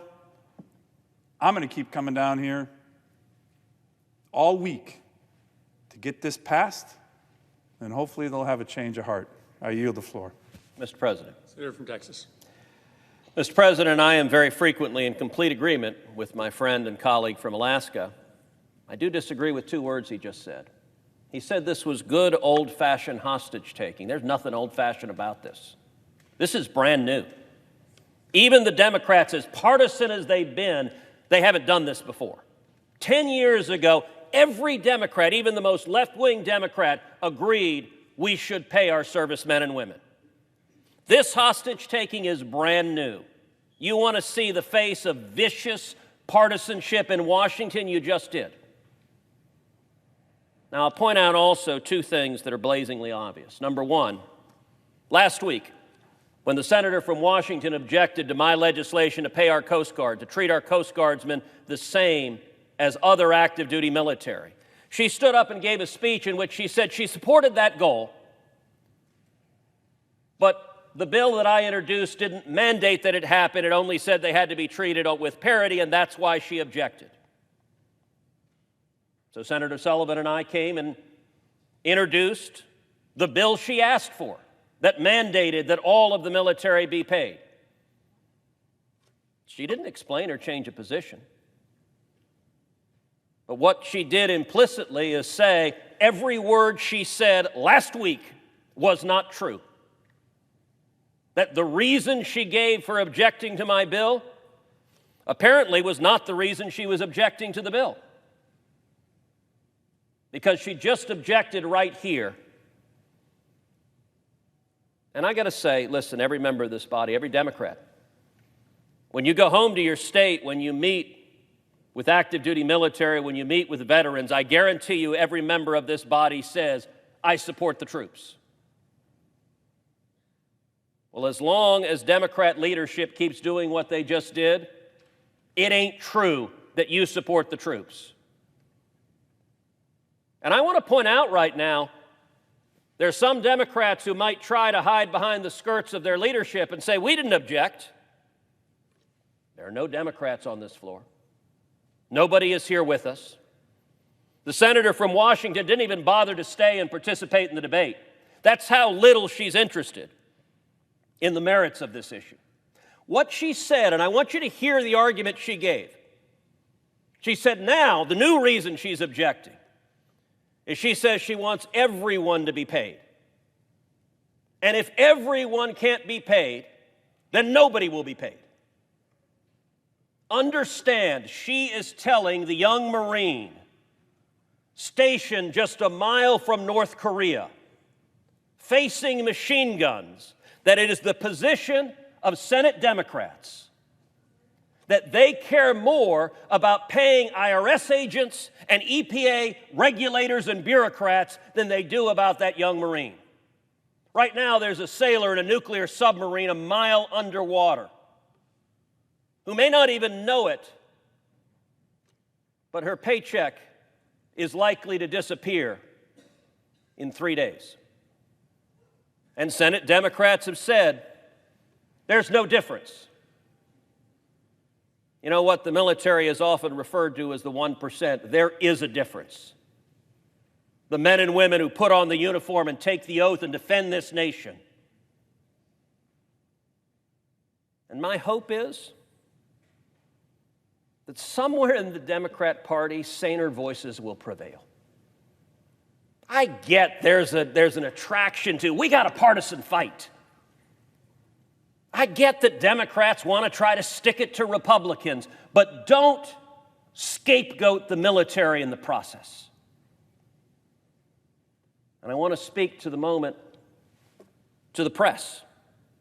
Part of the reasons the Democrats are objecting is they are confident CNN will not report on this. They are confident MSNBC will not say a word about this. They're confident if you turn on the nightly news, ABC, NBC, CBS will not say a word. And they believe that come Monday, when that young soldier, sailor, airman, Marine, his or her paycheck disappears, they believe that they'll never know it was the Democrats who blocked their paycheck who objected to it. Well, it's up to the media to decide, are they actually journalists? Are they going to report on what happened? If we end up having a shutdown, I can promise you, Senator Sullivan and I will be back. We will be on this floor, and we'll see just how many times the Democrats want to object to paying our active duty military. Mind you, they got to work. They will show up at work regardless. But maybe it's the position of today's Democrat Party that you can show up and work and defend this nation and keep us safe, but Democrats aren't going to pay you. That's really sad. It's unfortunate. I see my friend, the senator from Virginia, has come in on another matter. I hope voices like his will say to his leadership, this is dumb. Don't hold our soldiers and sailors and airmen and Marines and Coast Guardsmen hostage over a political fight in Washington. If politicians can't get their act together by September 30th, don't punish the active duty military. I know the senator from Virginia cares about those active duty military. It's right now his party that's blocking their paychecks. So my hope is that saner voices prevail in the Democrat Party. I hope we can come back here, do this exact same thing with one minor alteration, that next time we eliminate those two words, I object. And once the Democrats decide no longer to say the words, I object, this bill will pass, the House will pass it, and our fighting men and women will get the paychecks they have earned. They've earned with courage and blood. We owe it to them. This body needs to do the right thing. Thank you. It is great to be back in the Rio Grande Valley. South Texas is an extraordinary place. And South Texas is paying the price for the disaster of the open borders under the Biden administration. For the past decade, John Cornyn and I have repeatedly brought our colleagues from the Senate down to South Texas, to the Rio Grande Valley, to see firsthand what's happening. Because you cannot understand what is unfolding, particularly over these last 3 years, without seeing it with your own eyes. On this trip, we came down with 5 senators all together. We started the trip by going to the Border Patrol station and joining their midnight muster. And we took the opportunity to stand in front of the men and women of this sector in the Border Patrol and say thank you. Thank you for the heroes that risk their lives every day trying to keep this country safe.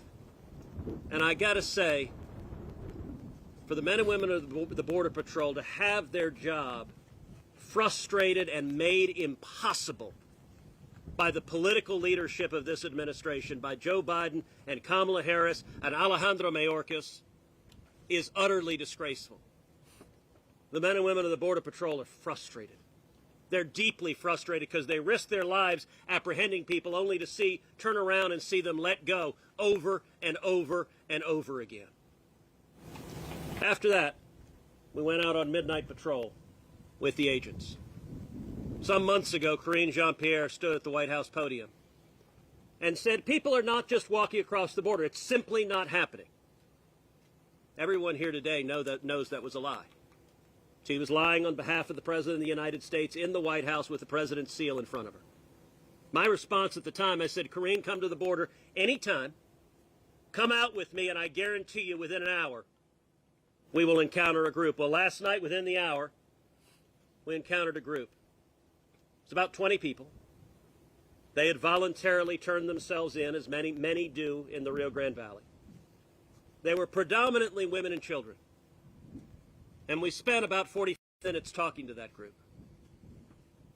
There was one little girl who's 13 years old. She had no family with her. She was unaccompanied. There was another little girl who was 16 years old. She had no family with her. There was a little boy who was 15 years old. He had no family with him. We asked them about the violence they'd faced on the travel over.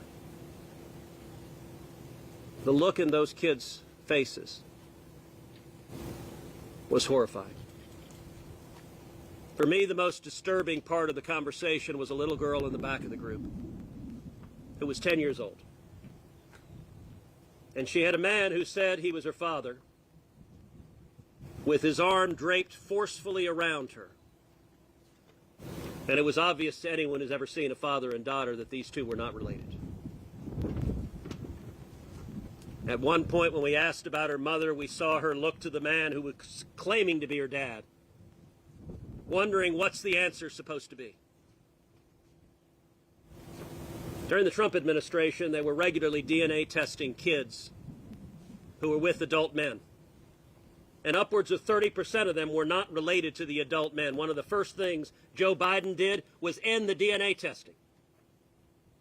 Because apparently Democrats don't care if that 10-year-old girl is related to the adult man that the cartel handed her over to. There was also a couple that we met from Moldova. A husband and wife and a little 2 or 3 year old girl. The little girl was precious.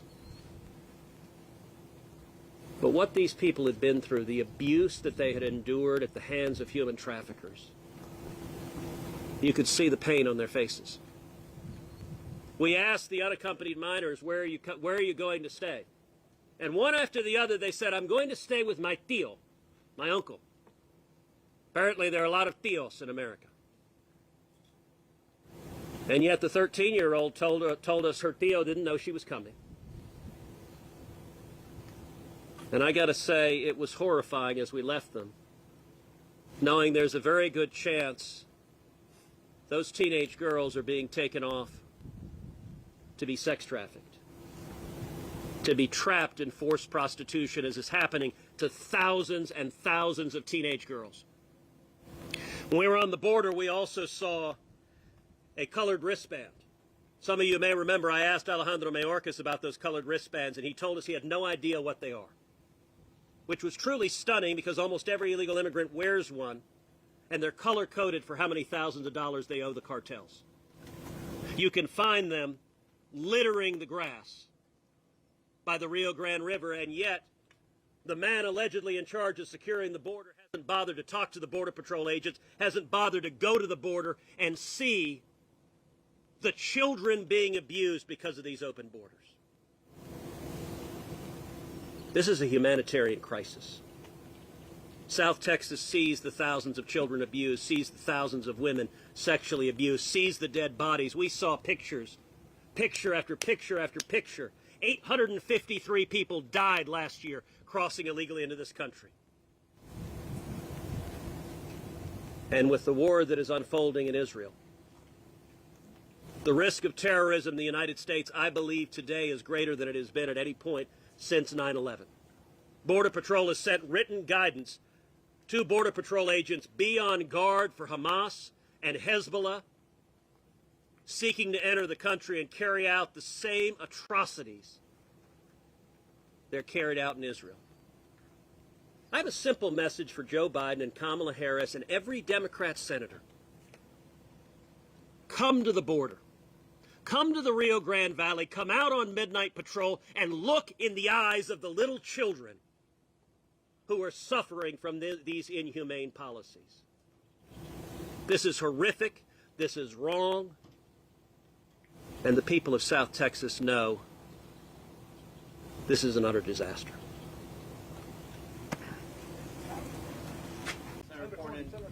If Senator Cruz's PANA Act passes, would that in any way alleviate the immigration issue? Would the numbers drop in any way?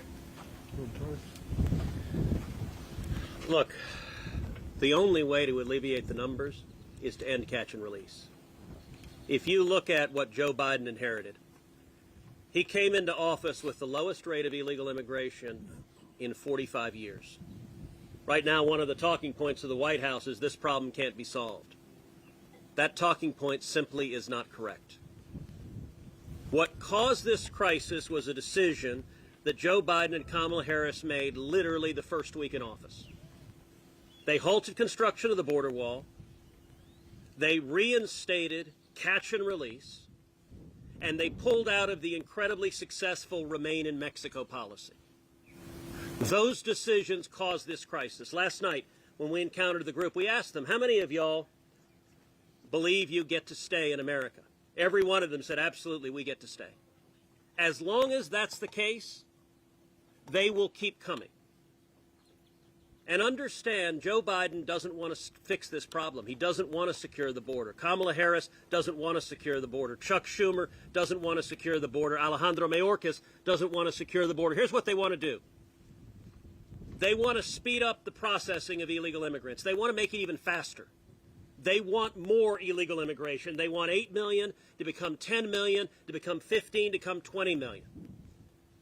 To understand the enormous hypocrisy on this issue, look no further than the blue state governors and the blue state mayors who are declaring crises. Look at Eric Adams, the mayor of New York City, who has said illegal immigration is a crisis and illegal immigration is destroying New York City.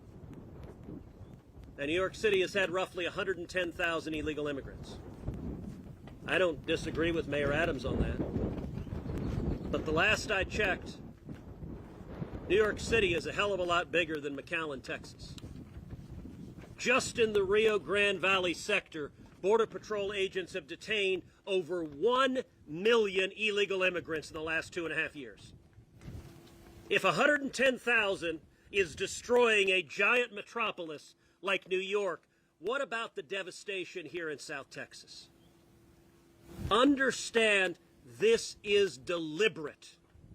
They're not trying to stop it. They want more of this. And I got to say, the absolute lack of compassion from this administration. I asked Alejandro Mayorkas, I said last year, how many migrants died crossing illegally into this country? He said, I don't know, I have no idea. The answer is 853. But the Biden administration can't be bothered to worry about the body bags that are piling up. We've introduced lots of legislative steps that can all make a difference, but none of it will work. Zero will work. As long as you have a president of the United States who defies the law, who simply says, if you come to this country, we will let you go. That's what's caused this crisis. And I'll point out, by the way, Mayor Adams blames, quote, that madman in Texas, by which I'm pretty sure he meant Greg Abbott, although I have to say I was offended he wasn't talking about me. Because Greg Abbott has sent 10 to 20,000 illegal immigrants by bus to New York City. The rest of them were sent by Joe Biden, and even the Democrat governors and mayors, they can't bring themselves to point out the person who caused this crisis is named Joseph Robinette Biden Jr. And by the way, a fellow New Yorker, Charles Schumer, and every Democrat senator is completely complicit in it. And if Mayor Adams doesn't know Chuck Schumer's cell phone, we'd be glad to give it to him. Because Senate Democrats could force Biden to stop this, but they don't want to. And that is profoundly inhumane. For the past decade, John Cornyn and I have regularly taken our colleagues down to the southern border because you can't really understand what's happening there until you see it firsthand with your own eyes. We just got back from the border Thursday and Friday of last week. We flew out Thursday afternoon. We arrived in the Rio Grande Valley Thursday night. And the first thing 5 of us, 5 senators, did is we went to the midnight muster of the Border Patrol agents. And we went there principally to tell those agents thank you. Those men and women, they risk their lives every night dealing with very dangerous human traffickers, drug traffickers, and they are frustrated beyond belief. They're frustrated because they risk their lives catching dangerous people and they turn around and their political superiors just let them go. And the next day they go back and catch the same people all over again. So we wanted to say thank you to them. We also wanted to listen to them. We sat there and just spent some time asking, what do we need to know? One of the things they told us about is the Biden administration just issued new guidance in the past year on pursuit of illegal aliens who are fleeing. And as they said, really what it should be called is guidance on non-pursuit. In that the Biden administration has prohibited Border Patrol agents from chasing any traffickers who are fleeing if there's anything about the flight that could endanger human safety. What does that mean? That means, for example, if there are more people in a vehicle than there are seatbelts, the Border Patrol is not allowed to pursue. And they said regularly they'll be coming up on a car filled with illegal immigrants, and the traffickers will tell everyone, sit up, so it's obvious there are 4 people in the back seat or 5 people in the back seat and only 3 seatbelts. Under the Biden administration's rules, they have to discontinue the pursuit and say, go on, keep carrying your fentanyl, keep trafficking people because we're not going to pursue you. They said now routinely, as soon as they see a Border Patrol agent trying to pull them over, they run a stop sign, they run a red light, they violate a traffic law. That, of course, endangers people's safety, but they know under the new guidance, the instant they run a stop sign, the Border Patrol is ordered to say, nope, never mind, we can't pursue you. This is an administration that doesn't want to secure the border. They want this crisis. Those 8 million people, the only thing Joe Biden and Kamala Harris and Senate Democrats want is 8 million to become 10, to become 12, to become 20 million. After midnight muster, we went out on midnight patrol with the Border Patrol agents. This is something I've done many times. Every time you're out on midnight patrol, within minutes you encounter groups of illegal aliens. I want to remind y'all, this is an experienced group of Capitol Hill reporters. You know that Karine Jean-Pierre stood at the White House podium and said, people are not just walking across the border, it's simply not happening. Now, there's a technical legal term for what she was saying there. That's called a lie. It's not an opinion. It's not one side said or the other side said. It's a flat-out lie. As I said in response at the time, Karine, you are welcome to come with us anytime you like. Pick any hour of the day. We'll go out for an hour, and I promise you we'll encounter a group of illegal aliens. But you know why she lies? Because she's counting on the reporters not to write a story. Today, the spokesperson for the President of the United States lied to the American people standing in the White House with a White House seal and did it at the direction of the President of the United States. The group we encountered is about 20 or 25 people. It's mostly women and children. And we spent about a half hour talking with that group, asking them questions. At first, they were apprehensive, but we asked them, we said, how many of y'all believe you're going to be able to stay? Every one of them, absolutely. Oh, we know once we get here, we can stay. You want to know why there's a crisis? Because every one of them knows once they get here, Joe Biden will let them go. This group, I wish every one of you in this room had been there to see this group. There was one little girl, she was 13 years old. She was traveling as an unaccompanied minor. She had no family with her at all. We asked her, where are you going? She said she's going to see her tío. Tío is Spanish for uncle. Another little boy there was 15. Another girl was 16. They were unaccompanied as well. They were also going to see their tíos. There were lots of tíos that they were heading to. We asked the 13-year-old, does your tío know you're coming? No, haven't spoken to him. I just have a number of some man I'm supposed to call. There was a reporter who was with us from Fox News who said, here, do you want to use my cell phone? Do you want to call your tío right now? She said, no. It was obvious this was not her uncle she was calling. The most disturbing, John Barrasso referenced. There was a 10-year-old girl with a grown man who was about 35 years old. He claimed to be her father. This girl was terrified. He had his arm around her, but it wasn't a fatherly hug. It was more holding her in place. We asked her about her mother, and she just looked terrified at the dad. And he answered, oh, no, she stayed back. We know, under the Trump administration, when they DNA tested grown men with children, about 30% of them were not related to the kids. That's because you get preferential treatment if you arrive as a family unit. 30%. What did Joe Biden do when he came into office? One of the very first things he did was end the DNA testing. I have to tell you, standing there that night with those Border Patrol agents, it was sick watching that little girl. That man was not her father. And there was nothing the agents could do.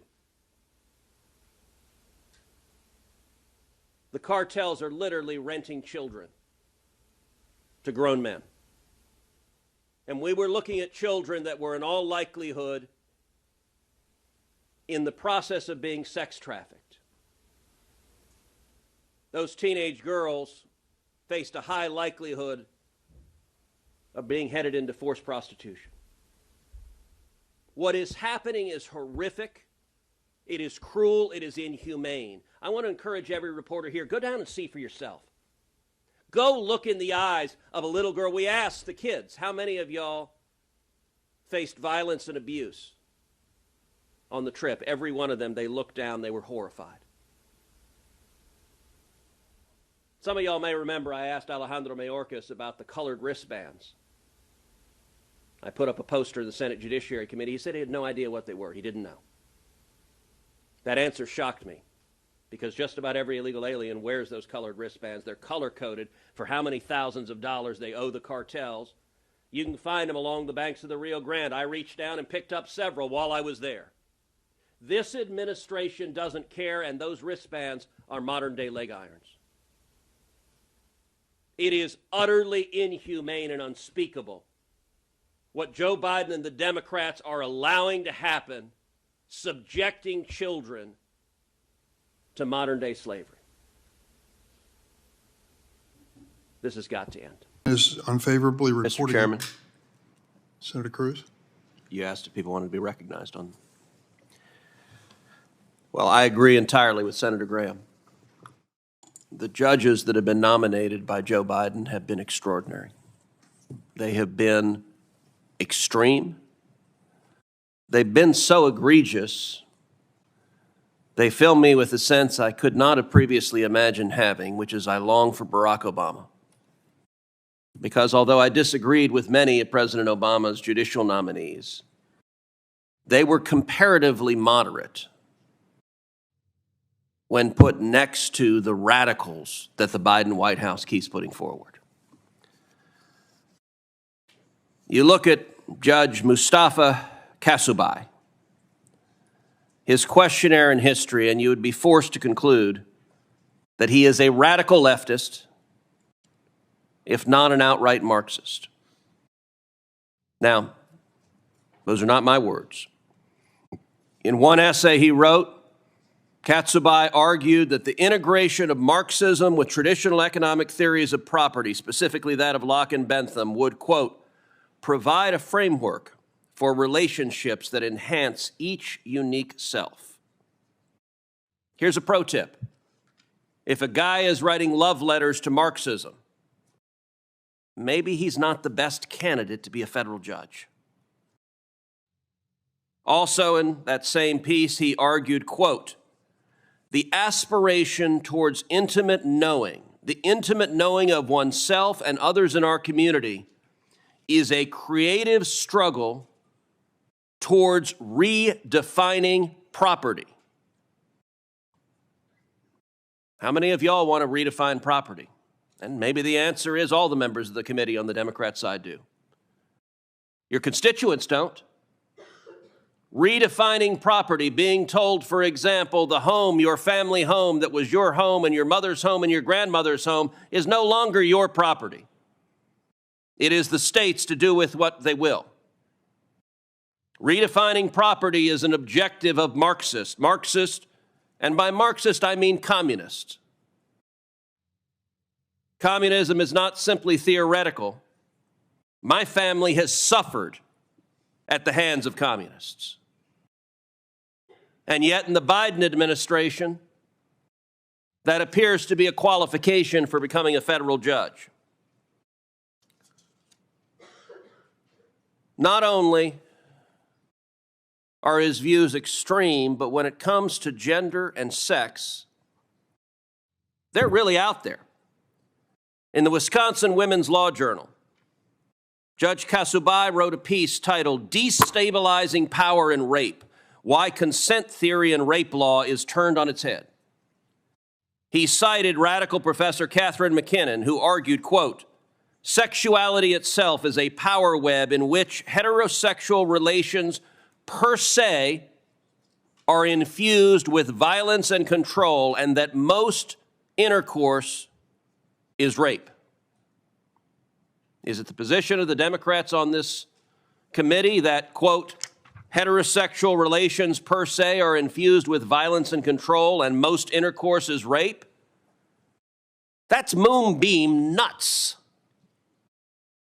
And you all know that. But there's a reason every Democrat senator is looking down, because you can't defend these views to your constituents. You're counting on the fact that the corporate media will not tell your constituents about the loons you're voting to confirm. Katsubai, also in apparent agreement, quoted Professor McKinnon as saying, quote, I employ the view that rape is sex in order to focus on the significance of consent in rape law, and non-consent must be presumed.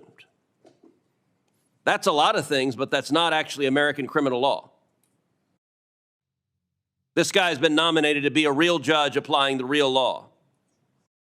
Katsubai tied these two together in the same article where he quoted approvingly from McKinnon the phrase, quote, "Sexuality is to feminism what work is to Marxism."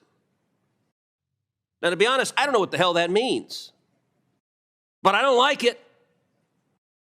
It's out there. What is it that make you see this guy crowing about how wonderful Marxism is and you say, hot diggity damn, we found us a judge? We also know that in his view, DEI, diversity, equity, and inclusion, will be central to his approach to the law. How do we know this? Well, because he said it. And here's his quote, DEI, diversity, equity, and inclusion, is the heart and soul of the court system. Can we say that? Yeah, I just did. And I'm saying it proudly.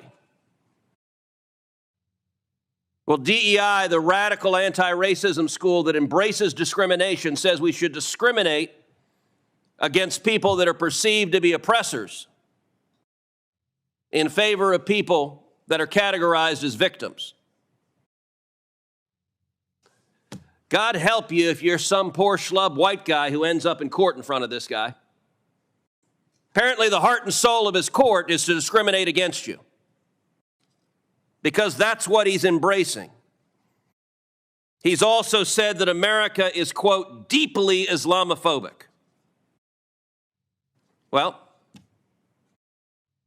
we're the freest nation on the face of the earth, and somehow he couldn't seem to be bothered to worry about the rabid anti-Semitism that we're seeing at radical schools across this country, as the same kind of leftists like Judge Katsubai are announcing their allegiance to Hamas and terrorizing Jewish students. Katsubai's rulings on the bench are also extreme. Think back to the 2020 Black Lives Matter and Antifa riots all across the country.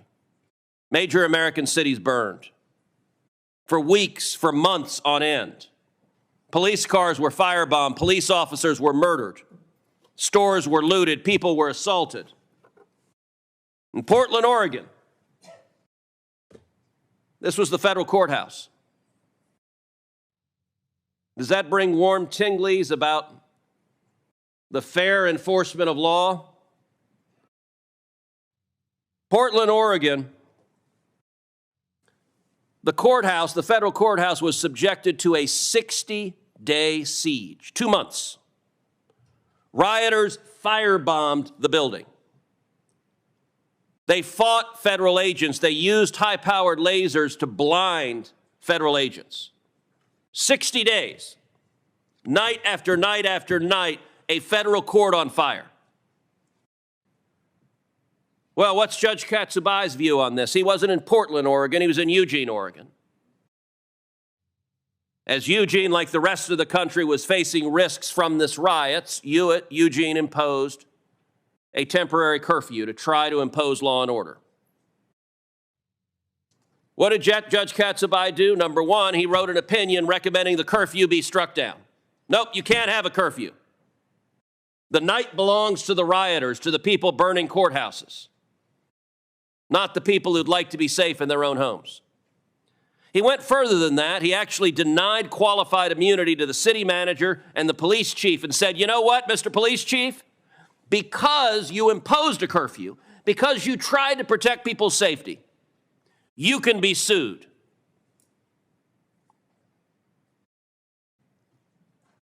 In effect, he said, sue them for trying to keep the people safe and take their last penny.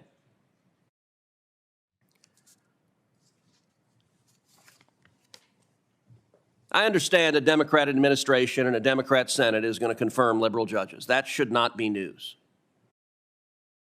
What is astonishing is not a single Senate Democrat on this committee has been willing to demonstrate even one iota of independence in exercising advice and consent. When Donald Trump was president, he nominated a lot of judges. Y'all didn't like the Trump judges. You voted against pretty much all of them. I will tell you, I voted for most of them. But Republicans on this side, there were several judicial nominees that we said, no, this doesn't meet the standards, pull it down. And the Trump White House did. That's actually how the constitutional system is supposed to work. For whatever reason, Democrats on this committee don't believe in that. No matter what nutcase gets nominated, like the Politburo, you all vote da. Yesterday, we had a judicial nominee who 3 years ago signed an open memo to the governor of Connecticut calling on him to empty the prisons and release every violent criminal in Connecticut, release murderers and serial rapists and child molesters. Now, that's not your run-of-the-mill lefty. That position is nuts. I don't care how left-wing your state is. California, Vermont, Georgia, New Jersey, you can go to any of your states, grab your citizens and say, hey, what do you think? Good idea. We go down to the prison, let everyone go? Nobody's going to like that. Your citizens that you're elected to represent will say, what the heck is wrong with you? This judge is a radical, is extreme. If he's confirmed, we can count on him to let violent criminals out of jail. And I'll tell you, if Senate Democrats continue to rubber stamp whatever radical this White House sends them, people are going to die. When you release murderers from jail, they turn around and they commit more murders. And when that happens, the work of this committee, rubber stamping, putting extreme radicals on the bench, will have been directly responsible, and I hope you're prepared to look in the eyes of the victims' families, of the people that will pay the consequences of putting on the bench men and women that are manifestly unsuited to being judges. Mr. Chairman. You talk a lot about policy, and some of that policy, like Remain in Mexico, probably not going to fly with the Biden administration, but have you had any conversations with either Democrats or the administration about policies that you could compromise on to make this a little bit easier? Democrats can't look and hear these stories without realizing what a disaster this administration has brought onto this country. They know it, specifically the Democrats from border states, but others that looked at this situation. And now, when did the president start paying any attention to this? When the mayors of New York and Chicago said it is destroying their cities. And the numbers there are very small compared to this 8 million. So the attention has to be to stop the problem, to stop the inflow, where the president is looking for money to give it to sanctuary cities so they can build housing. The president wants money to go for a welcome wagon. We're going to completely oppose all of those sorts of things. So we're always looking for solutions. The solutions that we have are actually to a major problem that the president has brought on. And I'm not in any way interested in funding sanctuary cities. When we were down there, we asked the Border Patrol agents, we said, how many Democrats come down to do this? And they laughed. They said, oh, Democrats don't do this. A couple of Democrats have been to the border. They don't go on midnight patrols. They don't go actually encounter the illegal immigrants. We now know Joe Biden went to the border once. He went to El Paso. And he instructed his advance team, clean all the illegal immigrants out. He said, according to the White House, said he did not encounter a single illegal immigrant when he was there. He only went to a bridge, he met with government officials, and he left. That's deliberate. Look, you can't see what's happening and defend it. The last time we were down there, I had a reporter ask me, said, well, aren't the Democrat policies on immigration much more humane and compassionate? I just started laughing. I said, you know who doesn't believe that anymore? The Democrats. Where's Joe Biden? Where's Kamala Harris? Where's a Democrat senator? Where's Chuck Schumer? If this was humane and compassionate, they'd be holding press conferences down at the border. Look how humane and compassionate we are. You can no longer see the human suffering We had the sheriff of Brooks County bring a binder just with photographs of dead bodies that he finds day after day after day of migrants who died crossing into this country. You can't defend the Biden body bags anymore. So the entire Democrat approach is hide from it, and they're frankly counting on the media. They're counting on the media not to tell the American people what's happening because they have no defense. You know, you asked a minute ago about the supplemental. Understand the White House's strategy here because it's an utter joke. The funding that they call, quote, border security is not designed to reduce even one illegal immigrant. It's not designed to stop even 1 pound of fentanyl. What it is designed to do is accelerate this process. The Biden administration is asking for more money to process illegal immigrants faster. More planes and more buses to send more illegal immigrants to New York City and Washington, D.C. and Chicago and every city in America. They don't want to stop it. And understand, Joe Biden could prevent this tomorrow. When you ask the Border Patrol agents, how do we fix this? They say, look, we don't need more money. We need policy. And here's the policy we need. When we catch someone, follow the law and deport them. And if you do that, the numbers plummet. Right now, when they catch someone, they let them go. And that person gets on their phone, gets on social media, tells all their friends back home, hey, if you come here, you get to stay. That question, it's one question. What happens when someone's apprehended? Do they get sent home or do they stay here? As long as Joe Biden insists the answer is they stay here, that number will keep going up. Children will keep being sexually abused. Women will continue to be raped. And people will continue to die of fentanyl drug overdoses. The Democrats can't defend that. That's why they don't go, because they can't answer these questions, and they bear responsibility. You know, the Border Patrol agents, we were asking the kids these questions. One of the things they said to me is they said, you know, the agents have stopped asking because they have families. They go home to their kids, and they can't stand the fact that they were just with a bunch of kids who were violently raped by human traffickers. That's happening today. It happened yesterday. It happened the day before. And it will continue happening as long as Joe Biden and the Senate Democrats want it to happen. And it's utterly indefensible. Three of us have these. We have the